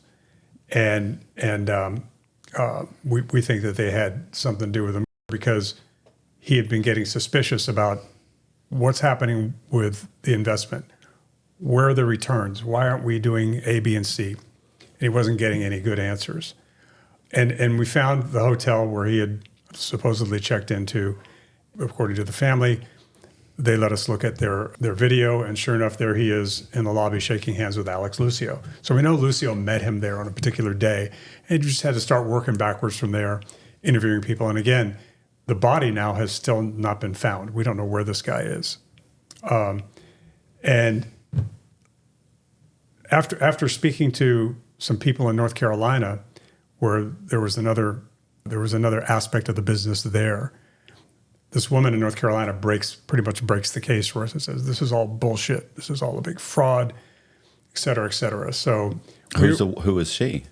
She was like the warehouse manager. Oh, okay. And she says, there's Sounds nothing, right. there's nothing in these boxes. And this is what it's all about, right? So, I think she gave us a statement that was something to the effect of Alex Lucio told her that Bates was getting suspicious and that they were going to have to do something and take him out. So she's just a manager? You're going to tell your manager? Like, this is just... I think there was a little bit more than a relationship than just a manager. So, she was somehow or another possibly in on it, or they're also dating or something. They were together. Okay, and she's getting scared. I think they were sleeping together, and I think that they had broken up. And so again, relationships. Yeah. We're always looking for relationships, and if they've changed, we're going to pounce on that. Right. There's nothing better than a scorned ex-wife or ex-girlfriend for us, right? So anyway, we had to go to court and have a judge declare Bates legally dead, and that's not an easy thing to do. You have to show the court that all the reasonable explanations have already been exhausted, that there's no other reasonable explanation except that this person is dead somewhere. Right. And so we did. We got him declared legally dead. We got warrants for Lucio and Maggie Carr. But what happened was Maggie Carr went to her ex-boyfriend. This is like something out of a bad fairy tale. This guy worshipped Maggie and would do anything for her, literally. Right. And she got him to hide behind a door when Bates walked in and shoot him in the back of the head. This guy didn't even have a traffic ticket on his record. When we found him, he was working for a gas company on Miami Beach and literally in a ditch, digging a ditch, with a little hard hat on. And he confessed. Months earlier, was executing people for his girlfriend. Executed that one guy, yeah. So they all went to prison, including what's his name? Wayne Merced was his name. Kind of a little bit of a dullard, but and just very gullible when it came to Maggie. And she, it was literally one of those things where if you love me, you'll do this. Right. And he did it. He did it. Filled up the warehouse with boxes. So one time I bought a house. So I don't know if you know anything about real estate, but I do. Okay. Yeah. So, if you buy an investment property, you can get maybe 70-80% loan to value. Mm-hmm. But if it's owner occupied, you can get like 95%. And the house is going for like $250,000 and I'm refinancing it. So I need the appraiser to come look at the house, and the appraiser needs to say it's owner occupied. Mm-hmm. Well, you buy the house, it's empty. Right. So we went to, it was a super, super cheap, almost like a dollar store, but it's an upgrade. And we went and bought the cheapest. Did we buy the couch? Could have rented it too, right? We tried. We went to Badcock. Court rentals or whatever it is. We went to Badcock and filled out a Badcock thing, and we're trying to get them to rent us stuff. Like they wouldn't even run the application, and they were going to call us back, and they were busy with this. And we waited a few hours. I was like, man, forget this. So we ended up buying some furniture, cheap furniture, but looked like if you. The kind that's really hard, like you realize, like if you sit on this too much, like in 6 months it's falling apart. But right. You didn't need it for that long. I don't need it that long. So you take it out, you get it there, you sit it down. We went and got a big box. We went to used to be Circuit City. Went to Circuit City, got a bunch of boxes for TVs. I remember some of them we flipped inside out, like you cut them and re-put them together and retaped them because they had stuff for electronics, and when he comes in, I don't want him to see 15 boxes for TVs. Right. It's like, this is odd. But one of the boxes I remember he grabbed was for like a huge big screen TV, and I mean the box was like 5 foot by 6 foot. Anyway, we got a guy. We actually stopped some guys at like Home Depot, and got them to go pick up boxes with us and bring them. We told them we're moving. Right. Tons of boxes. This pitched all day. Unfolded the boxes. Taped them up, put bricks inside some of the boxes because they're just, you could kind of tell they're empty. Mm-hmm. Stacked them up. We're throwing stuff in the boxes. We're grabbing not garbage, but like tree limbs, like anything heavy we can throw in the boxes. Right. Cutting. We're doing all kinds of stuff. So we have tons of boxes in the corner. We have a couple of chairs. We had a box spring and mattress upstairs in the bedroom that we had we went and bought cheap stuff to throw over to make it look like a bed was in there. I mean, all kinds of stuff. Sure. So when the appraiser comes through, listen, I've never been so nervous. Like everything's empty. You can't lean on a box. You can't do anything. We got some bar stools. but there's boxes everywhere. And he walks through. I was like, yeah, I just bought the house, still moving stuff in, this and that. He's like, oh, okay. But are you living here yet? I said, oh, no, I'm living here. I've been living here for a couple days now. I know I don't want to dare say not occupied. He takes everything, and I remember he looked at the TV box, and I've never been. I don't get nervous. I get nervous, but this wasn't a close call, but for a second it felt like it. He looked at the big screen TV, and he goes, a nice TV like that. And I went, yeah. And I'm thinking, and he looked at it and he went, what is that? And he kind of goes up to the box, and I mean, I was like, no, yeah. boom. I'm like, oh, don't touch the box, don't touch the box, don't touch the box. And he goes, man, that's like that's like whatever. That's a 60 inch. Nice. Turns around, walks over, starts filling out the paperwork. I'm helping him measure. Like, I got to get you out of here. Anyway, I get the appraisal, and I end up borrowing like, I don't know, $700,000-800,000 on that house. But yeah, so I could see it. So the filling up the boxes to create the illusion. Sure. There was it was funny. Do you remember Zach told us about this guy? He was a buddy of mine who was in jail with a guy who did green credits. Green credit. So if let's say you're some company that pollutes, you pollute the air somehow. Your factory puts off so much. You have to pay. You get green credits, right? So you have to go hire a company that does something positive for the environment, like collects plastic bottles or something. Do you remember this? Well, so he had a guy that opened a company that had multiple contracts, and he's like one of the things they did, and he had a big warehouse. One of the things he did was like collected plastic bottles or something, and he recycled them. Okay. And then the other thing was like they planted trees or something. He's like, and periodically they would he got audited like 3 times in like 5 years or something. And he's like literally, he said they would write him a letter saying, hey, we're going to be at your place next Thursday.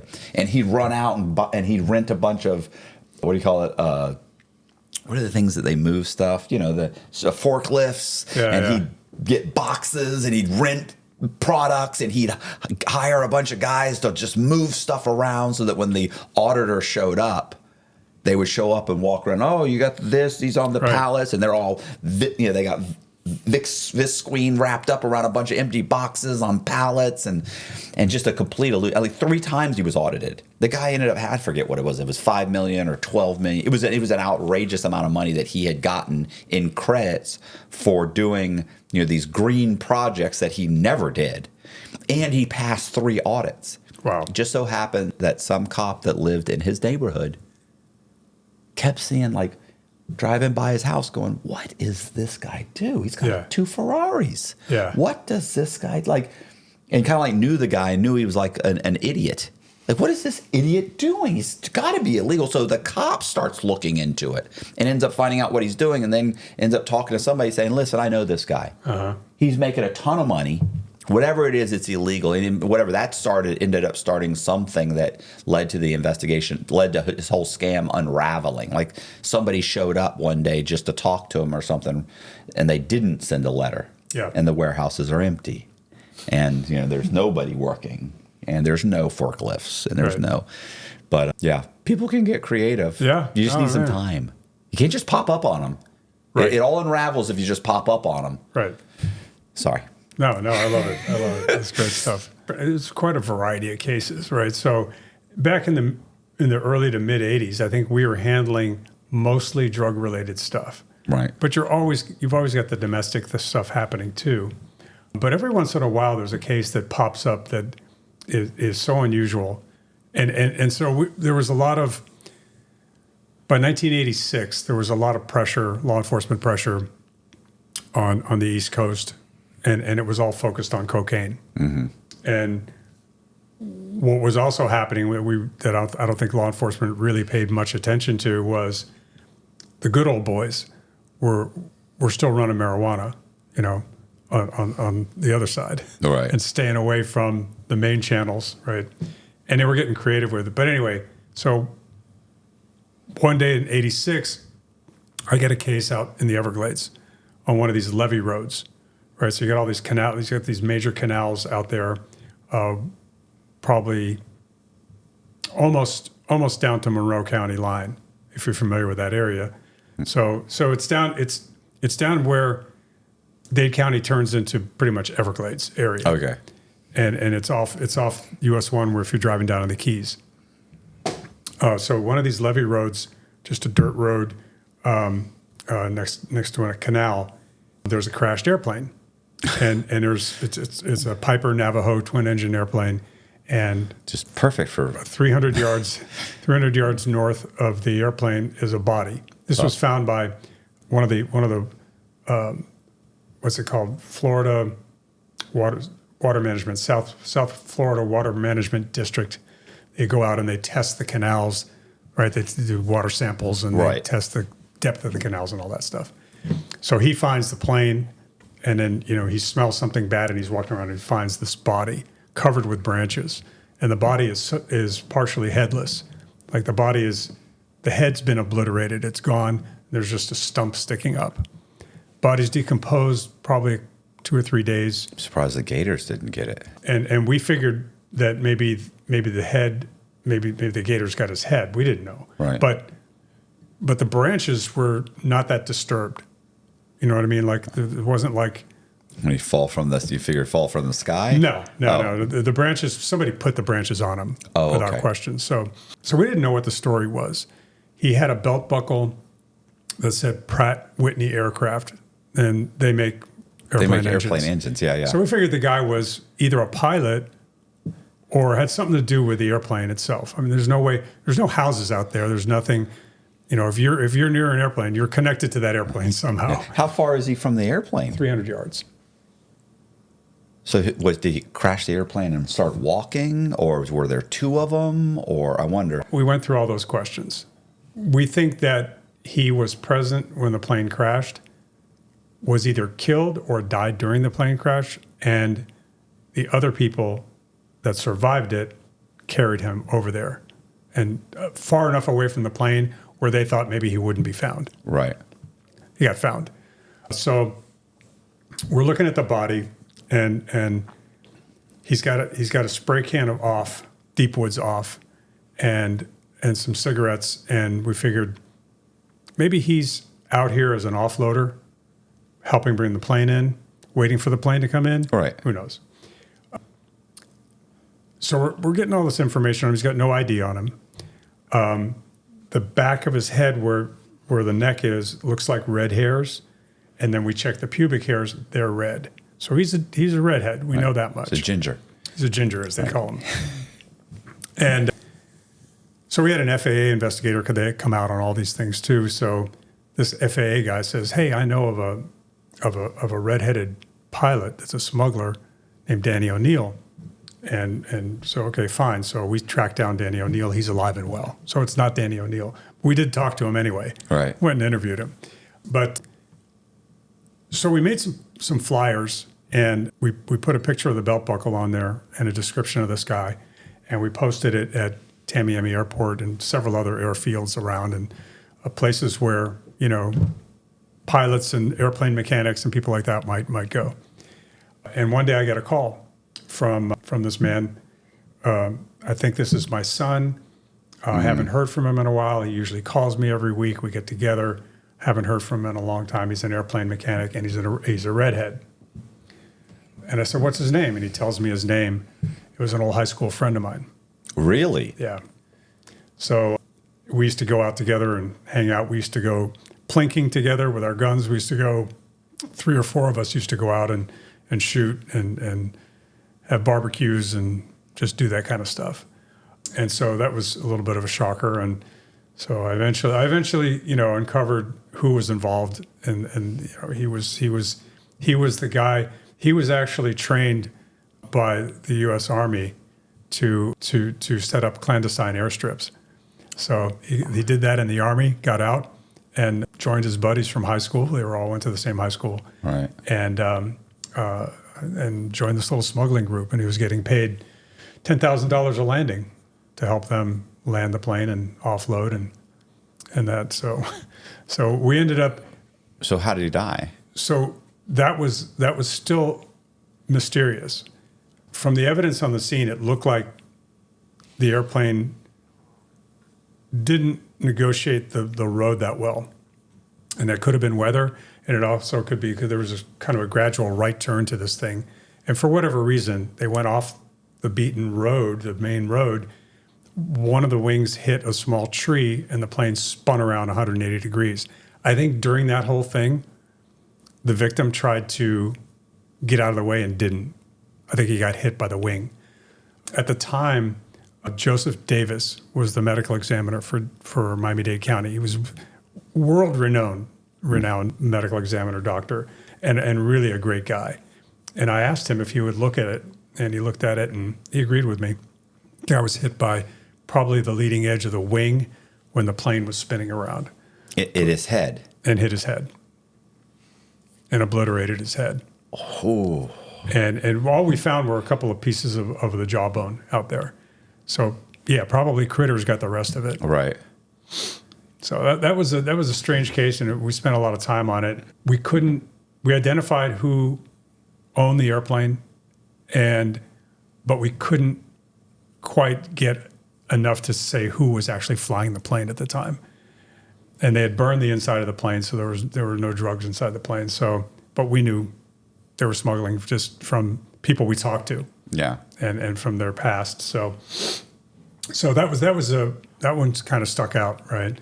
I was able to charge the guy he falsely registered the airplane, which was insanely easy to do back then. Mm-hmm. I mean, you could register an airplane in a false name. Nobody really investigated it. You could just call up and say, I'm Barack Obama and I own this plane. Okay, great. And, the plane's registered in your name. So, yeah, what does that carry? Well, we charged him with it's a third-degree felony in the state of Florida. I was going to say, he also didn't try and kill him.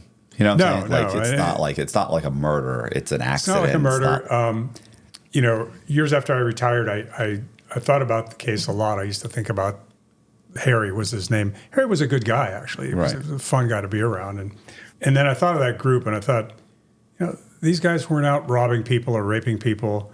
And I thought of what a chaotic, tragic thing for them that must have been. They were all friends. And so that's part of a plot of a novel I'm working on.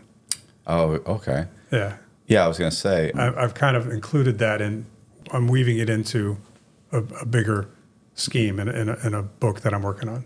I was going to say the amount of absolute, like when that whips around and boom, now you're sitting in the plane that's now, stationary, after the landing and the 180, and you look over and your buddy's laid out, missing his head, and your plane's filled with marijuana. Like that must have just been pure panic, like depending on how many guys are even in the plane, might be one guy or two guys, right? Plus it's filled with marijuana, 600 pounds of marijuana or something, because those planes don't carry much. Oh no, that plane could carry almost 2,000 pounds. Oh, okay. That's a Piper Navajo and what they would do is they would take the seats out, and so they would have a big cargo space. What's the little one? The one that like Piper, like Cessnas, a Cherokee, like it was Piper Cherokee. Isn't that like a 2-seater with a little bit of a space in the back? Yeah, that is. But the Navajo is bigger. It's a bigger airplane with I think it seats 6 or 8. Still, you're right. It must have been absolute just panic. And then you think they landed in the middle of the night or something, or? I think so. Okay. Yeah. So I was wondering about, like, you're working cold cases, right? And you went to work. You were working cold cases, you said in 82? Started in 82? Well, no, I started 81. in homicide. I started in homicide in 85. Okay. And then I went to cold case in 92. So how like, when DNA came on the scene, mm-hmm. I mean, how did that change, cold cases? Like, because almost every cold case I see is, sure, 90% of them are, and we had the DNA, It changed things a lot. It changed things when I was working active cases, when I was on a regular squad. Right. I was kind of lucky to live through that transition where, I worked a lot of cases where there was no such thing. We didn't know what DNA was. Right. Didn't have cell phones either. So it was a different world, right? Yeah.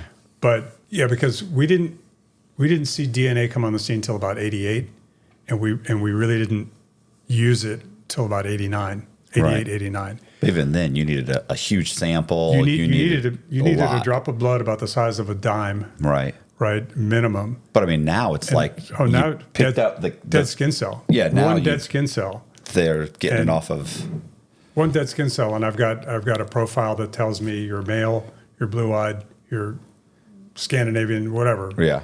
So it's incredible. So what happened was, in the early 90s, we got a federal grant. I think just about every police department did, to go back and get old pre-DNA cases and run them through DNA. So our lab got very, very busy doing that.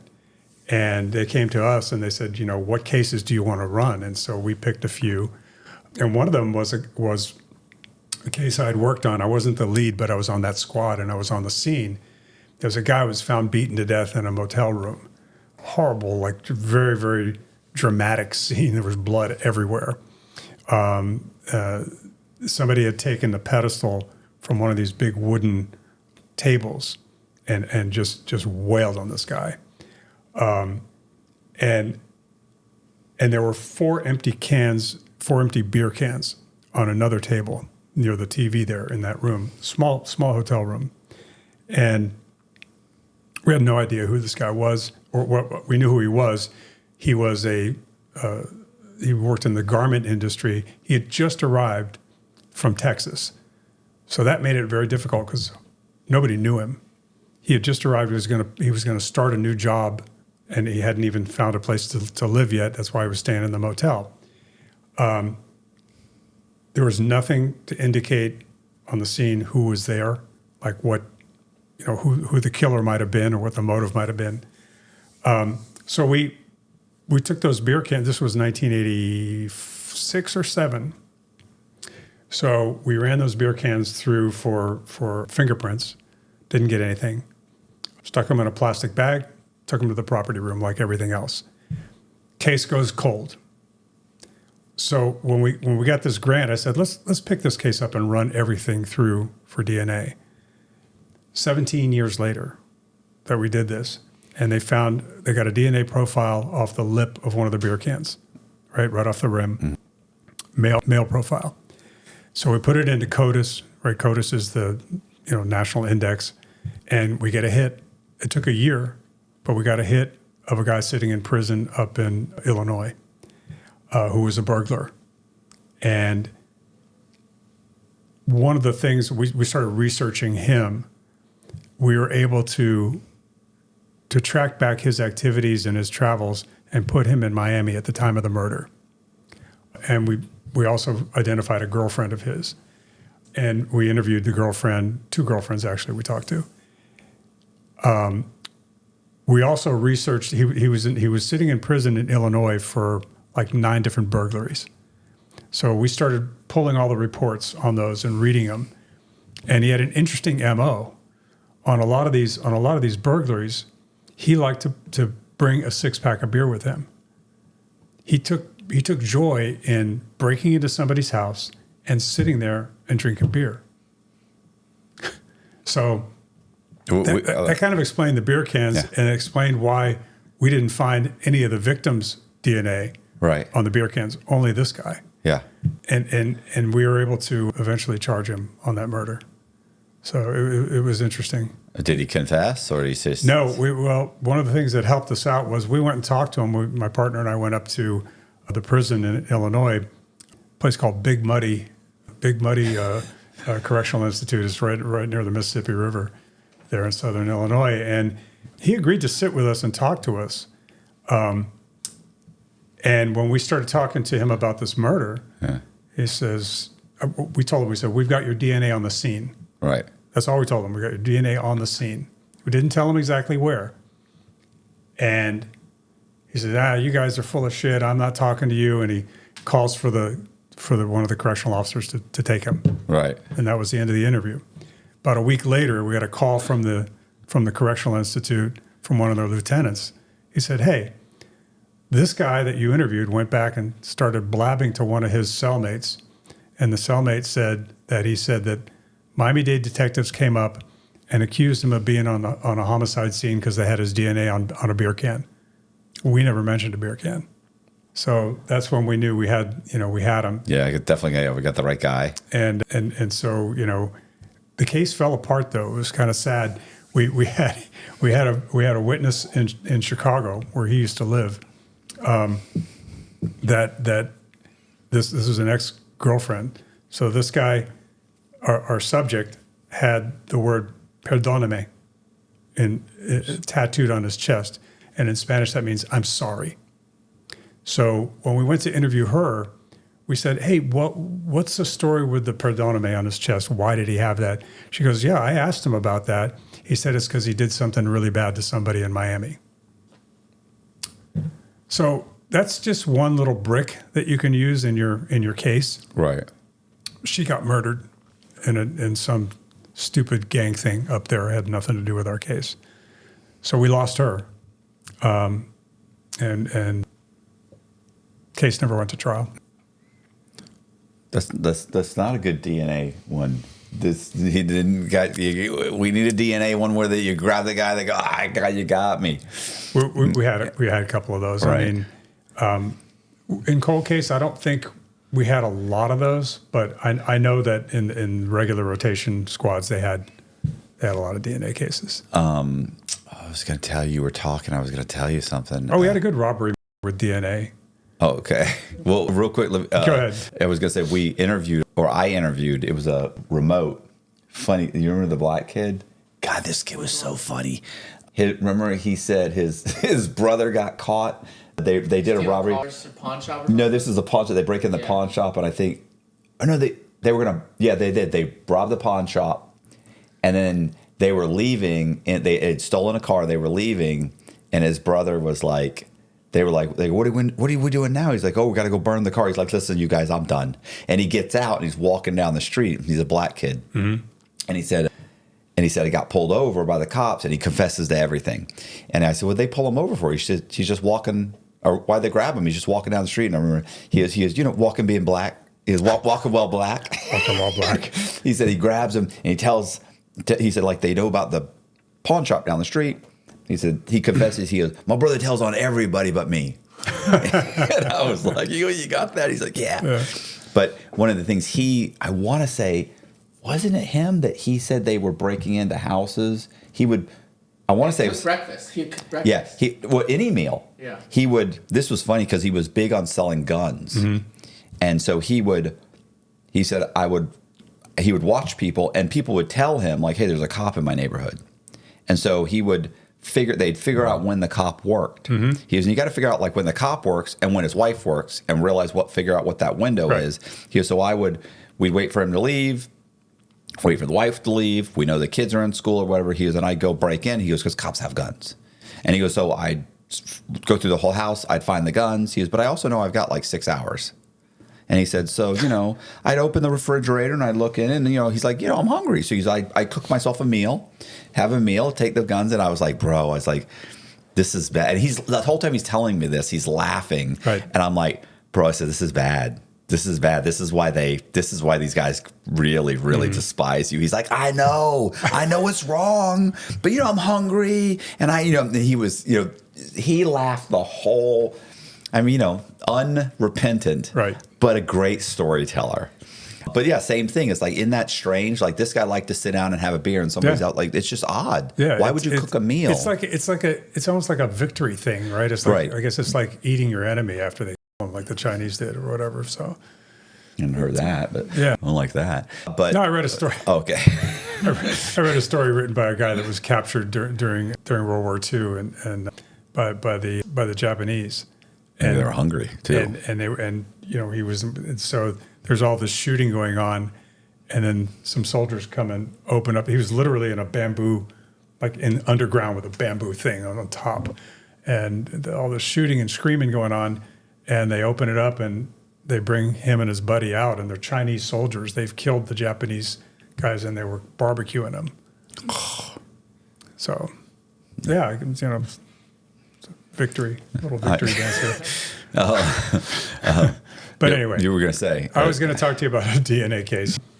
So we got one of the first DNA cases we did was there was this very posh upscale mall in Coral Gables that had just opened, and on the first floor was a Mayer's Jewelers, right, the big Mayer's jewelry store. These guys come in, and there was a security guard off to the left as you enter, shot and killed him instantly. And then they went to the display case, and one of them held the employees at gunpoint. The other one started shooting into the display case, and then they smashed it up enough where they could push their hands in and take the Rolexes, and they got a whole mess of Rolexes out of there. But at the same time, they cut their hands, and so there was like these little blood drops laying around. And you think, why that sounds like a very inefficient way to do things. Right. But when we watched the security video, one of the video cameras, I guess it wasn't positioned right, but they showed everybody from the waist down entering the store. So you saw subject number 1 go in, 2 feet go in, subject number 2 goes in, and the third subject is carrying a bag. And that subject stops, right? He's the last one in. He stops, turns around, and runs the other way. Oh, he had the materials to break. He had sledgehammers. Right. And when he saw the security guard get shot, he said, "I'm I don't done. want nothing about this." Yeah. So we ended up catching him, and that was exactly, So We caught him. But you caught the guy with the bag, or you caught the guy? Well, we found their car. Somebody called and found a car abandoned with some ski masks in it. The other 2 guys, they were all 3 wearing ski masks. Okay. And Can I ask a question? Yeah. So my understanding is this: that there's 3 guys going in. Mm-hmm. Somebody shoots the guard. One guy turns around and runs. So he runs before they break into the thing. So how's it his blood? How's it the guy that runs off blood? It's not. Okay, that's what I'm not understanding. Right, so- I thought you were saying the guy that ran off, we got his blood, but he never even walked in the store. No, we didn't get his blood. What happened? I think what happened was there was an informant that turned us onto this guy.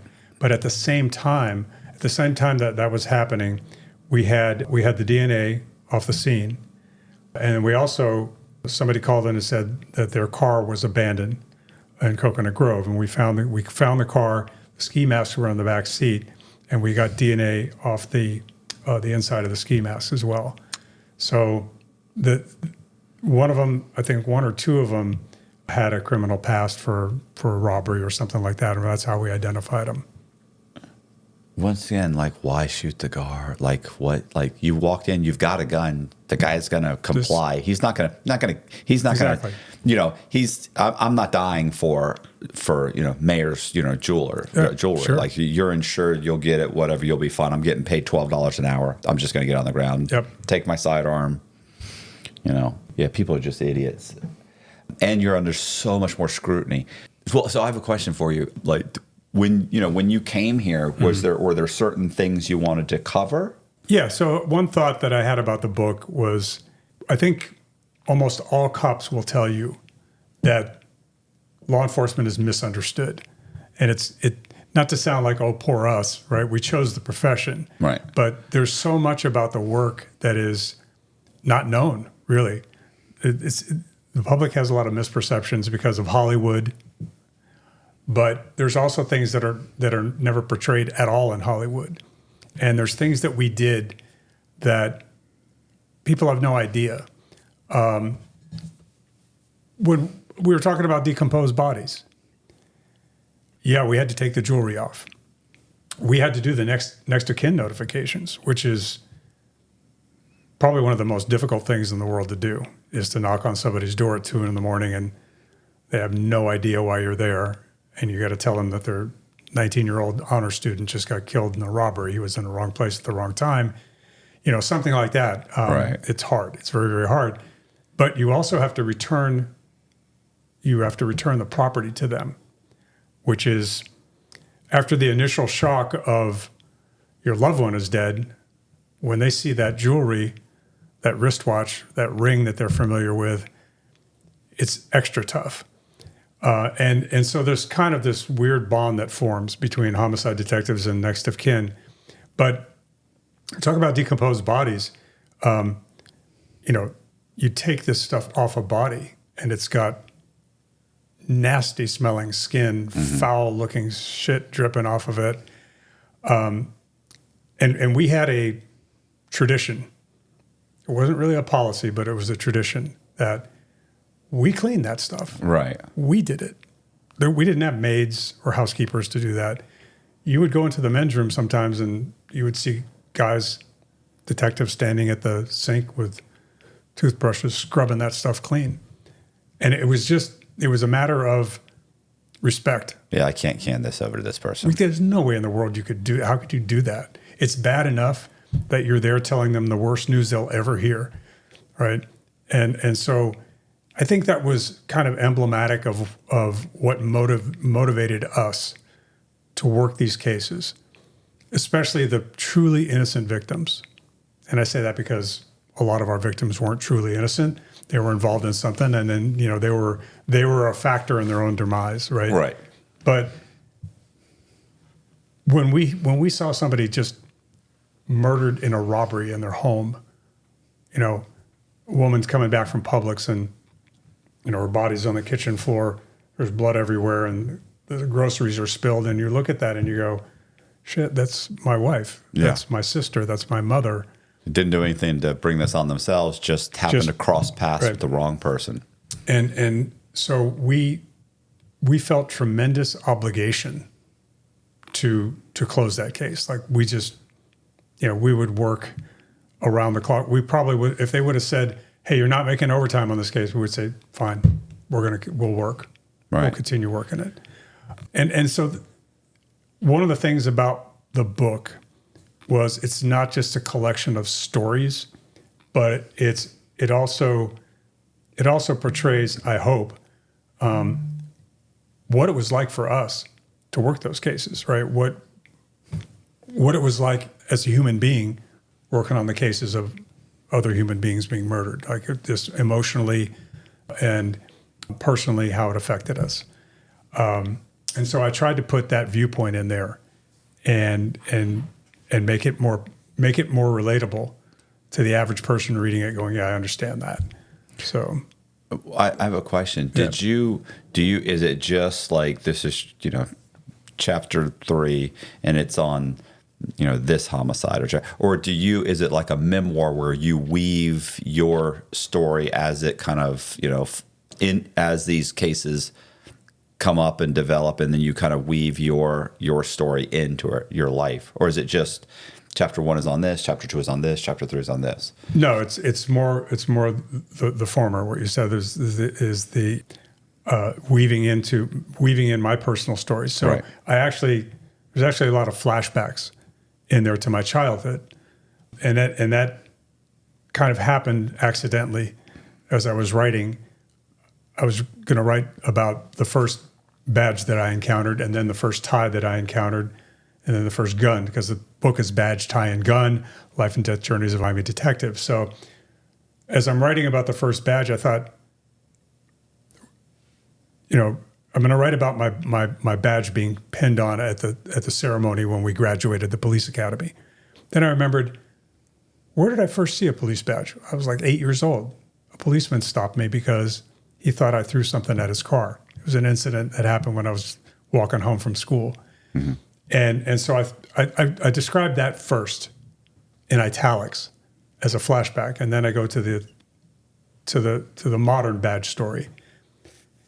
And then when I went to chapter 2, I thought, wait a minute, there's something from my childhood that is significant to this too. And it turned out to become a theme for the whole book.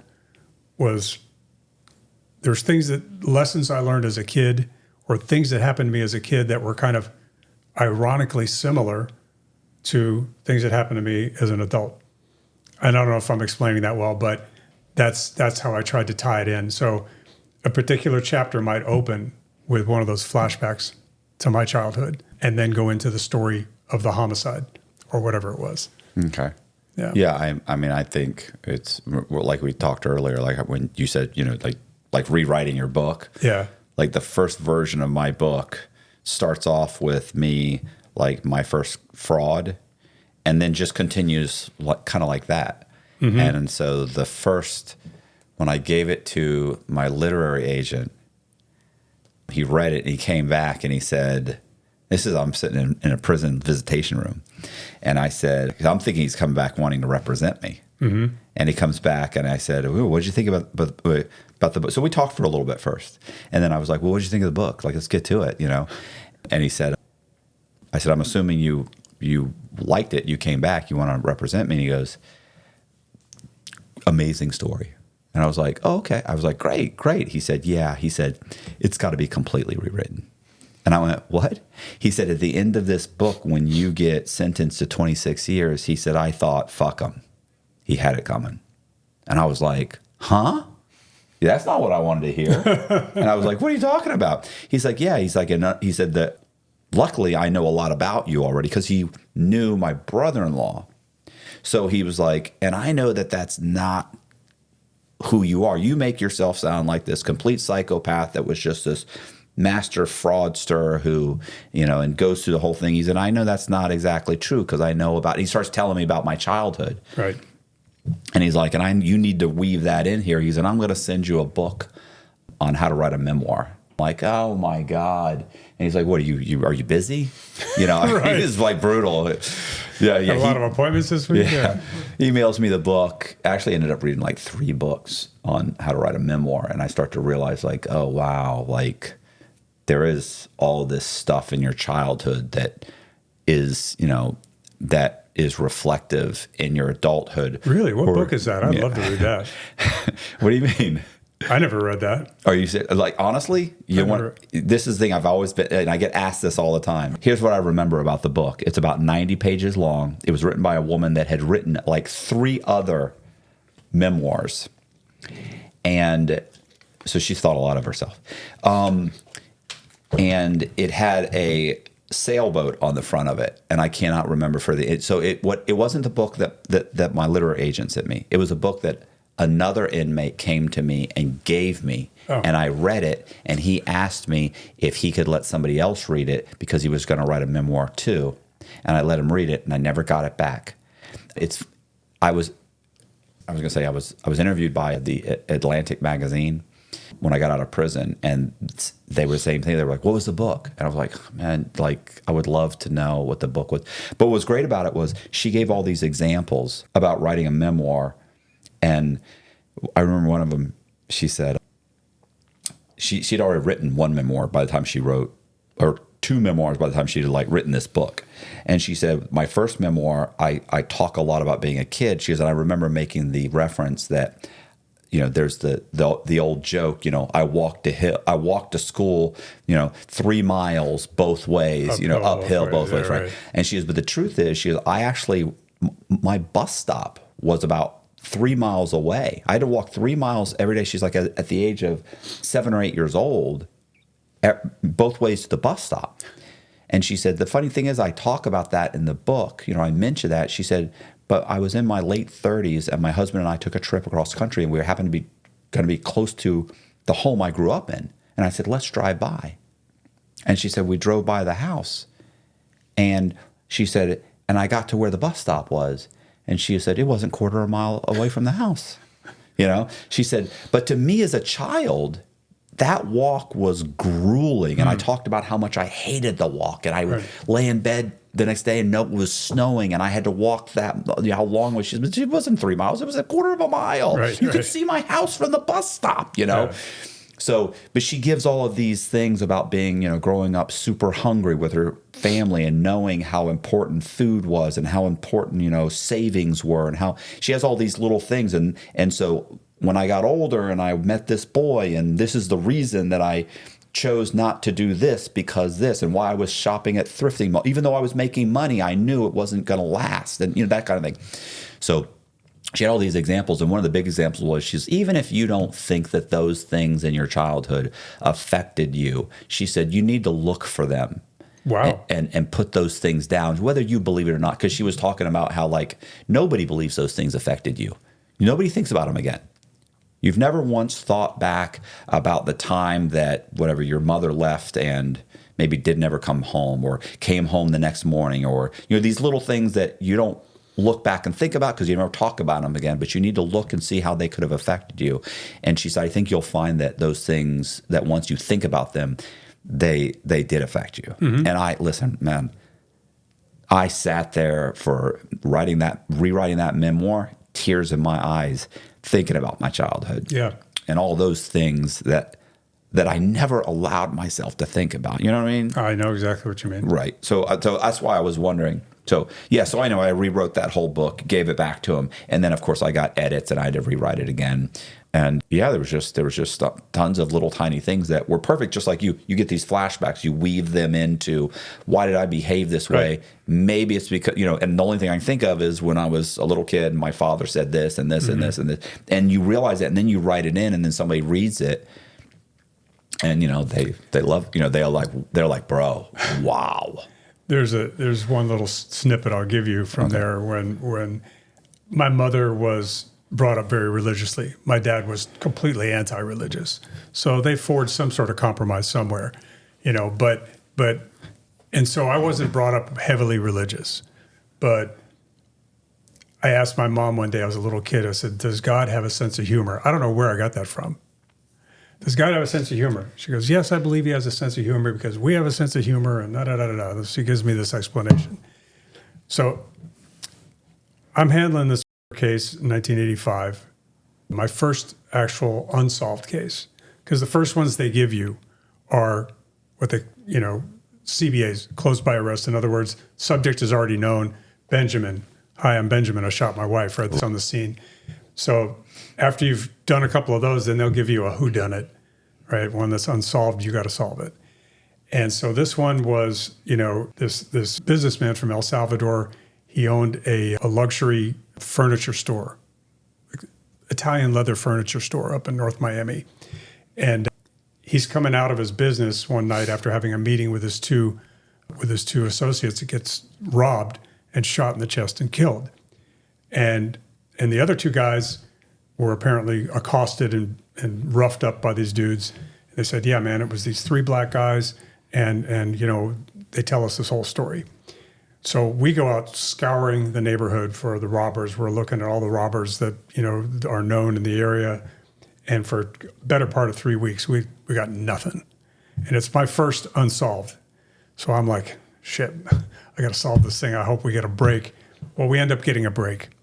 And the details of that are in the story. I won't go through all the details. All the witnesses were drug addicts, horrible drug addicts. Okay. And so they didn't know one day from the next. All they were interested in was get their next hit on a pipe. They were freebasing back then. They called it freebasing, the predecessor to crack cocaine. Right. And so they were terrible on the stand. So we had three guys charged. One flipped, right, and then ended up recanting. So all three of them went to trial. The shooter gets found not guilty. The other guy, who was the next most culpable, is a hung jury. They can't come to a decision. And the third guy gets convicted. He was the only guy that didn't carry a gun. He gets convicted because we had his confession. Right. So I'm sick to my stomach, right? I mean, this guy, the victim was from a nice family. He was going back to El Salvador for his son's 10th birthday and never made it. So I'm just feeling horrible about this. And then one day my sergeant comes over to me, he says, "Hey, I've got some news for you."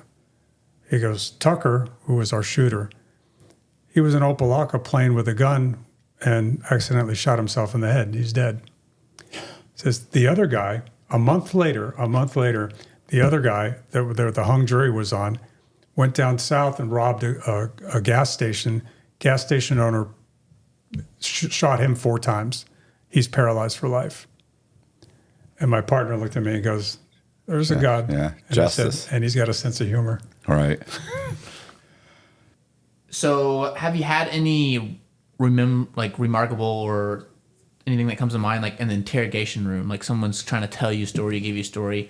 Have you had any characters that are trying to spin you in one way or another? I mean, or something lots that comes to mind? of those, lots of people that basically are lying and telling different stories and changing their story, and there's just, you have to approach each person a little differently. Mm-hmm. If somebody's not a hardened criminal that's been doing this over and over again, that's been to prison and gone out and they're back on the streets, those are the hardest ones to get to confess. They've been in interview rooms before and whatnot. So it's what they call the more mainstream kind of people that you can tap into their emotions. Those are the ones that you're going to have a better chance to get a confession from. But yeah, I mean, that's the art side of police work. You know, the science part is the DNA and all the forensics and all that. But the artistic part is sitting there with somebody who has no intention of telling you the truth and getting them to tell you the truth. Mm-hmm. And it's hard sometimes, but it's fulfilling when that happens, right? Mm-hmm. We interviewed Detective Anderson, and he's a detective that was a part of, I want to say, New Orleans, 48 Hours. No, he lives in Alabama now. Oh, does he? Yeah, Maybe it was Birmingham. Alabama. I think it. Okay, maybe he was in 48 Hours, Alabama. Yeah. I could be wrong. So I'm wrong a lot. But he was funny because one time we were talking, and he said he had interviewed this guy. And he said, because we were talking about 48 Hours just in general. He's, they edit it, they do this, they do that. They have to try and take, a 3-hour interview and condense it into a few minutes. And because I said, I think I said something like, did one of them ever stand out? Or he's like, man, this one that really irritated me. I said, why? He said, well, because he said, the guy was, I go in and I say, man, I know this, we've got that. Like he said, I just lay it out. And the guy's like, man, you got me fucked up, man. You're crazy. Like I ain't going to prison. Like I'm too pretty to go to prison. Like look at me. He starts giving him all these. You ain't got nothing. You ain't got. Playing the Billy Badass. Like you ain't got no. But take me back to my cell. Take me like all. You ain't got. Real just street. He said street guy. And he's like he was all irritated just telling the story. You could see how irritated he was. So I'm like, oh, okay. He leaves, right? Like we take him back to the cell. He's like, and they cut the interview. Like that's the part that goes in there. He said, they didn't talk about the part where 3 days later, we're getting the phone call.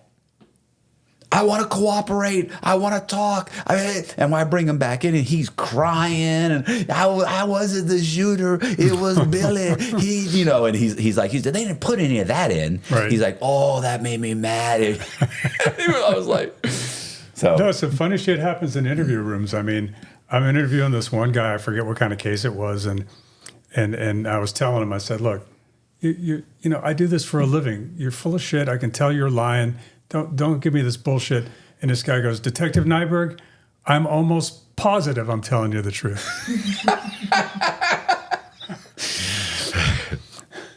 So you get some of those, but yeah, it's really a trip.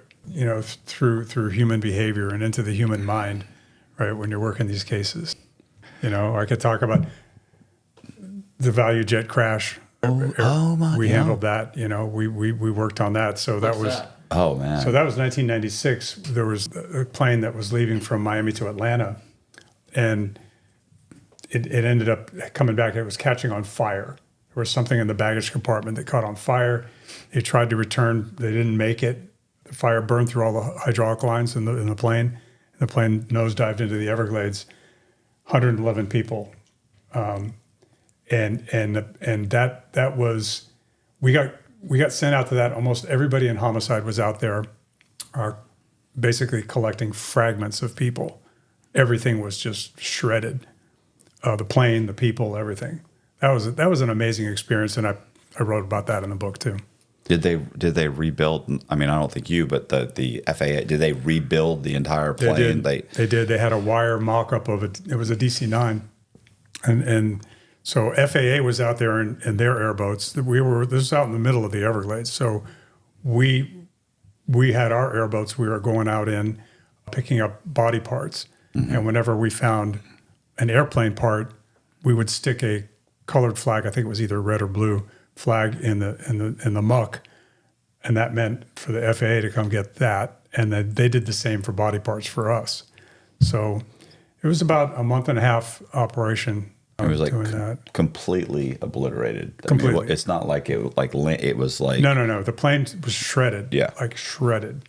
And why are they getting the plane parts? Obviously to clean up, but like what else? That's to clean up. They had to try and reconstruct the crash.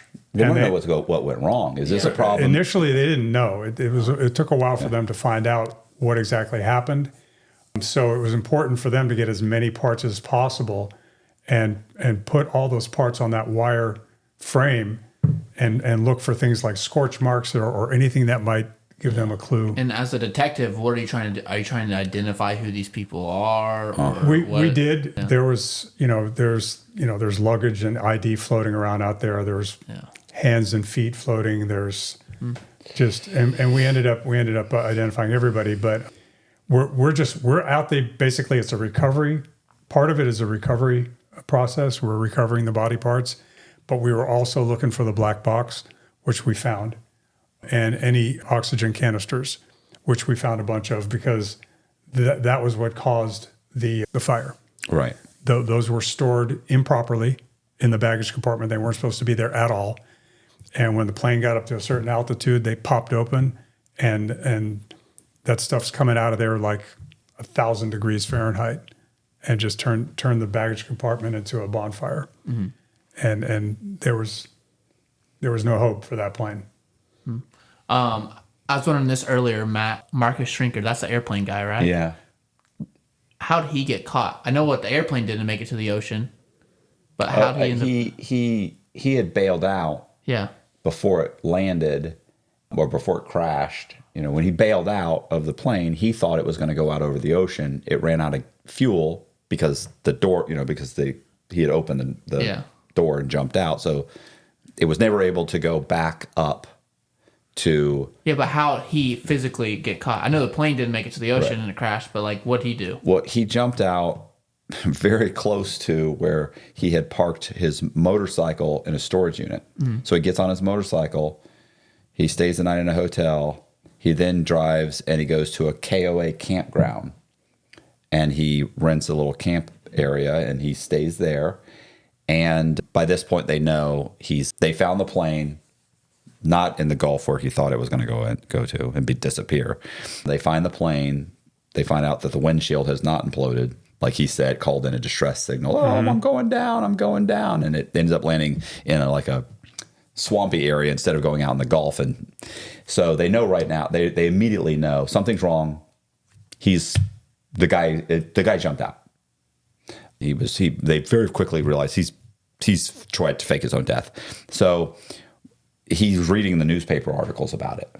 About him we're looking for him. This doesn't look right. The windshield's impact is completely intact. Nothing's wrong. Something's wrong.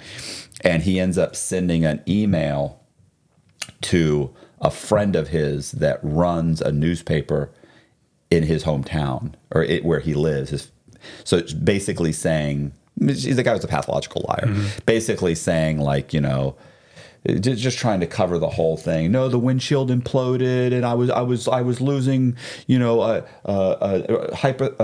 some hypothesis or something like a lack of oxygen set in, and hypoxia. Thank you. But he jumped out. Did he have a parachute? At 3,500 feet, he was trying to fake his own death. So he jumped out low and thought it would, and set the autopilot to go back up, but because the door opened. Oh, that screwed everything up. The plane just it couldn't make it back up. It's not pressurized. Doors open, there's drag. And it ran out of fuel. It burned off too much fuel. And a few miles short of the Gulf, it runs out of fuel and goes into a wooded area. Anyway, so he's still lying. In the email, you're lying. You weren't up high enough to lack oxygen and get confused. And all it's just bullshit. Anyway, he says this whole thing trying to basically say how sorry he is.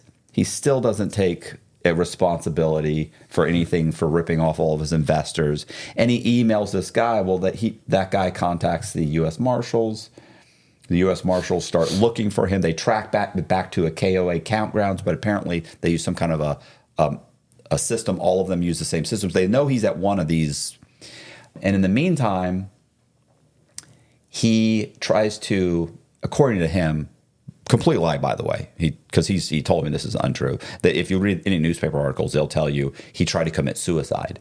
He didn't try and commit suicide. Right. He cuts his wrist a couple of times, superficial bullshit wounds, and then takes the blood. He's bleeding as much as he can, rubs it all around the tent, rubs it on the outside of the tent. He's laying around, and he doesn't pay his bill.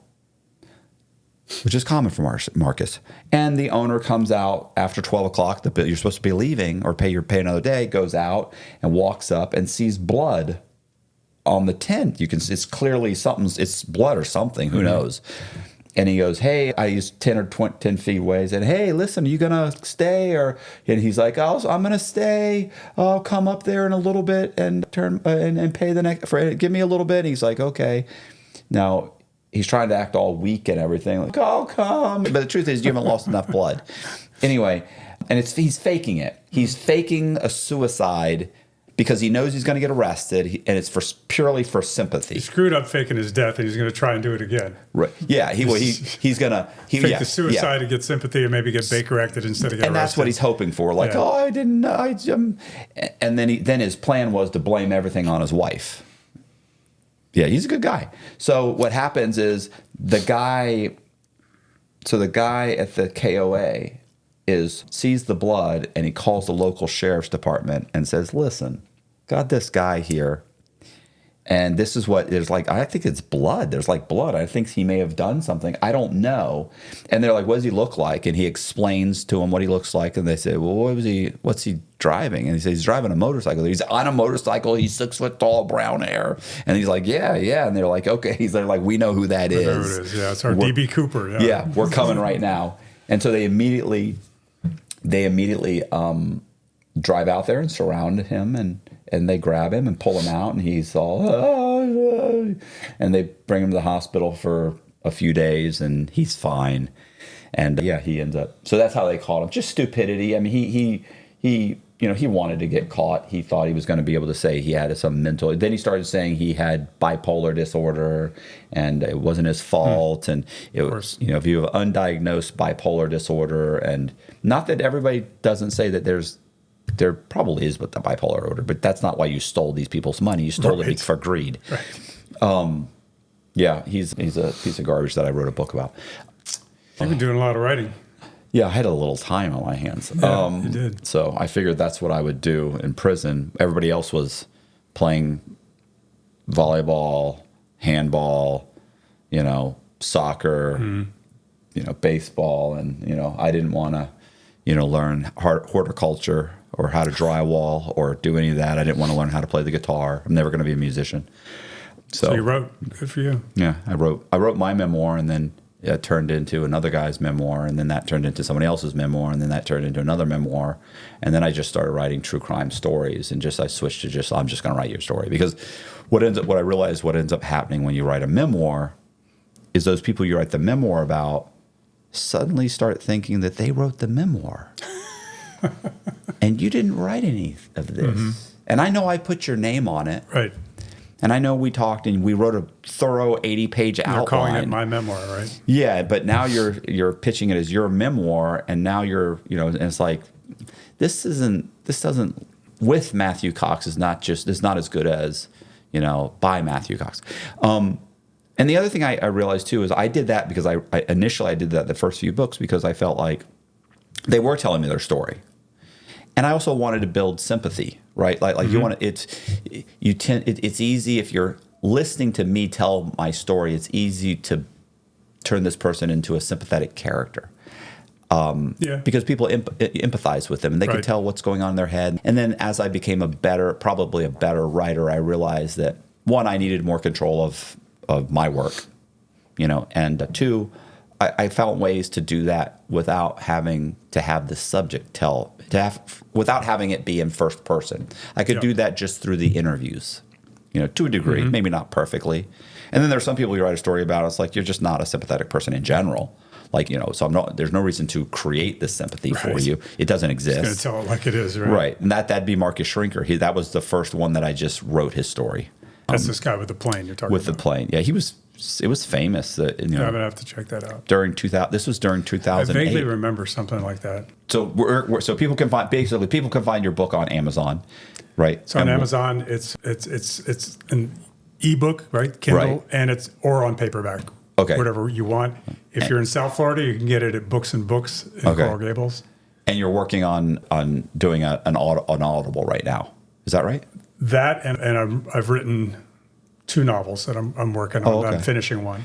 Is it a common lead or a common main character, or just two separate stories? Two separate stories. Okay. Yeah. And they're available. No, they're not. They're not published yet. Oh, okay. I'm still. They're in process. Okay. Well, Yeah. we'll put the links in the description, and anybody can click on the link and they'll go straight to Amazon. So we'll put that in the Great. description box. Okay. So I appreciate you coming. Thank you. Hey, you guys, I appreciate you guys watching. Do me a favor, hit the subscribe button, hit the bell so you get notified of videos just like this. Leave me a comment, share the video, because sharing the video really does help with the algorithm. Go in the description box, click the link, go buy the book. It's on Amazon. Some of our talk is going to be on Patreon, so please go check it out on Patreon. It costs $10 a month. It helps Colby and I make these videos, and I really do appreciate it. Thank you very much. See ya.